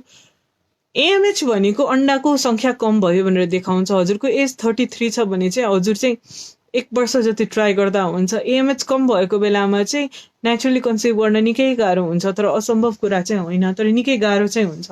1 इयर जति चाहिँ ट्राई गर्नु, भएन भने चाहिँ अनि आइभीएफमा जानु पर्ला। एएमएस चाहिँ नर्मल 2 भन्दा माथि हुनुपर्छ कि 0.6 भनेको त कति थोरै भयो नि त। तर पनि 0.6 मा मान्छेले कन्सिभ गरेको छ नेचुरली पहिला पनि, सो त्यसरी हुँदैन हुने कुरा पनि होइन यो। सेनमा राई, म्याम मेरो महिनावारी टाइममा हुँदैन, 3 महिनाको फरकमा हुन्छ, के कारणले हो म्याम? म विवाहित छु।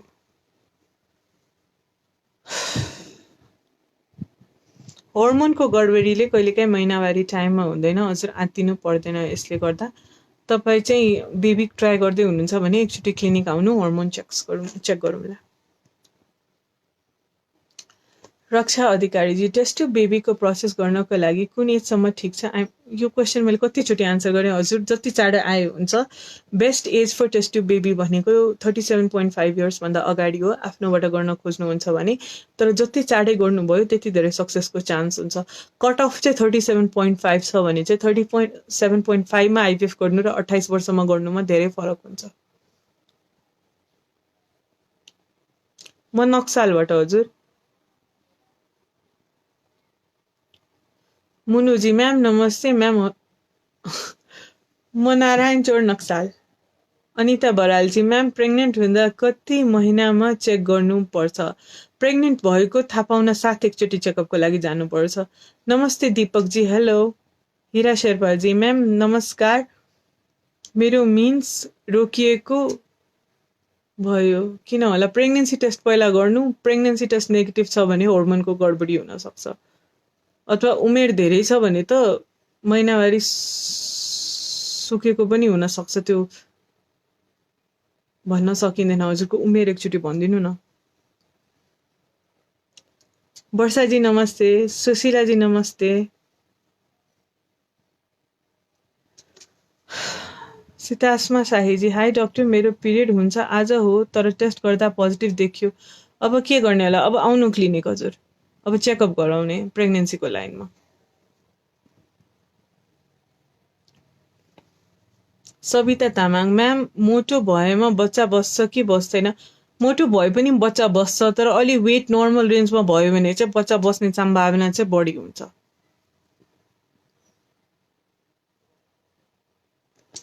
वर्षाजी, मिन्स भएको 2 दिनतिर आउनु भयो भने चाहिँ त्यो सबभन्दा आइडियल टाइम हो चेकअपको लागि।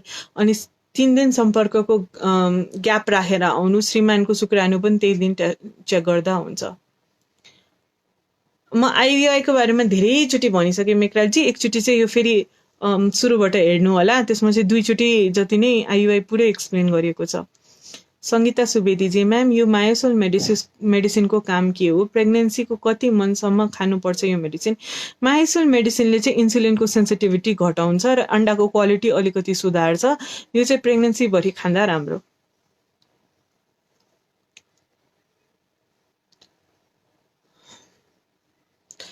Hannah Tamang, ma'am periods 2 to 3 months regular हुन्छ, फेरि 2 to 3 months हुँदैन, यसको समस्याले यो हर्मोनको गडबडीले हुन सक्छ, हजुरले एकचोटि हर्मोन प्रोफाइलिङ गर्नुपर्छ।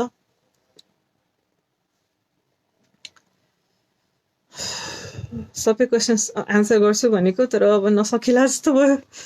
सारा दाइजी, म्याम मेरो मिन्सको पिरियड 1.5 month कहिले 2 monthमा हुन्छ, बेबी प्लानिङमा इफेक्ट गर्दैन नि? पिरियड्स इरेगुलर हुनु भनेको हर्मोन्सको सन्तुलन राम्रो छैन भनेर बुझ्यो, तर पिरियड्स इरेगुलर भए पनि प्रेग्नेन्सी चाहिँ हुनसक्छ। तपाईँ 1 वर्ष ट्राई गर्नु भएन भने चाहिँ क्लिनिक आएर चेकअप गराउनु, अलिकति हेल्पले प्रेग्नेन्ट हुन सकिन्छ होला।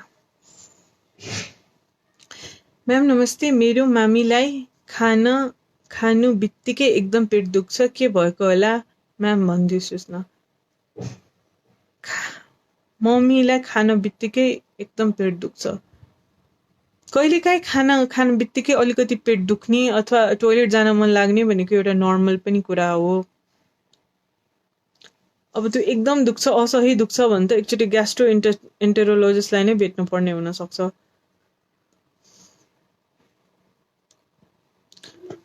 डिम्पीजी, पाठे घर सानो छ अनि घाउ छ भने त्यसको सल्युसन के हुनसक्छ? पाठे घर सानो भए पनि बच्चा बस्न सक्छ है, एकदम रुडिमेन्टरी छ, एकदम सानो छ, कामै नलाग्ने छ भने मात्रै हो, नभए अलिकति सानो भए पनि खासै फरक पर्दैन। पाठे घरमा घाउ छ भने चाहिँ त्यो घाउको उपचार पनि गर्न सकिन्छ, मुखमा घाउ होला।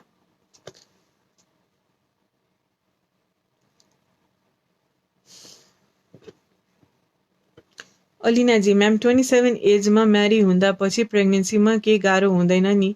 हुँदैन हजुर, ट्राई गर्नु न, 27 त्यति धेरै होइन।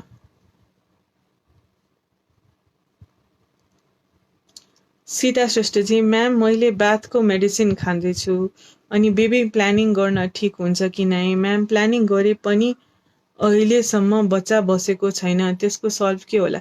बाथको मेडिसिनले खाँदा चाहिँ प्रेग्नेन्सी प्लानिङ गर्न मिल्छ कि मिल्दैन भन्ने कुरा चाहिँ, सबै मेडिसिन जुन बाथको लागि युज हुन्छ त्यो सबै सेफ हुन्छ भने हुँदैन, कतिवटा मेडिसिन चाहिँ चेन्ज गर्नुपर्ने हुन्छ। सो बाथको डक्टर जुन तपाईँको छ र गाइनोकोलोजिस्ट, अब मलाई नै देखाउनुहुन्छ भने म होइन, हामीसँगै बसेर चाहिँ एकचोटि कुरा गर्नुपर्छ कि अब बेबी प्लानिङ गर्दाखेरि चाहिँ कुन कुन मेडिसिन खाने, एउटा कुरा त्यो भयो। त्यसपछि चाहिँ प्रेग्नेन्ट भइसकेपछि पनि अब अलिकति चाहिँ मेडिसिनहरूले गर्दाखेरि चाहिँ अलिक केयरफुल भएर चाहिँ जानुपर्छ, अनि प्रेग्नेन्टै नहुन सक्ने चाहिँ होइन।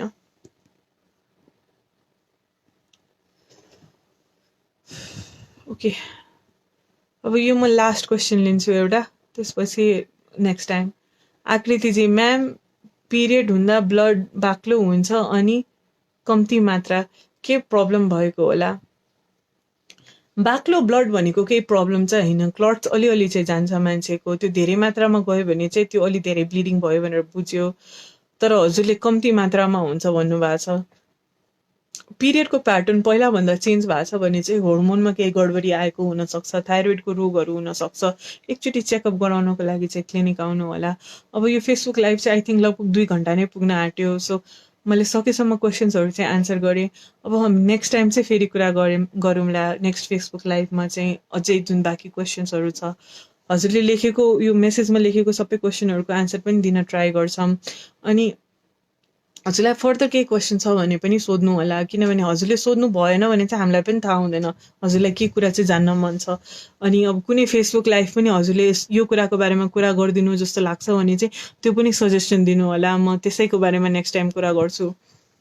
हाम्रो फेसबुक पेजमा, हाम्रो इन्स्टाग्राम पेजमा र हाम्रो युट्युब च्यानल पनि छ, त्यस सबैमा हामीलाई हेर्दै गर्नु होला। अरू भिडियोहरू पनि छ, तपाईँहरूले कति आइयुआईहरू जुन सोध्नु भएको छ त्यसको बारेमा पनि हामीले भिडियो राखेका छौँ, आइभिएफको प्रोसेसहरूको बारेमा पनि भिडियो छ, त्यो सबै पनि हेर्नु होला। अनि अरू जे क्वेसन्सहरू छ हजुर नेक्स्ट टाइम फेरि मलाई सोध्नु होला। नमस्ते।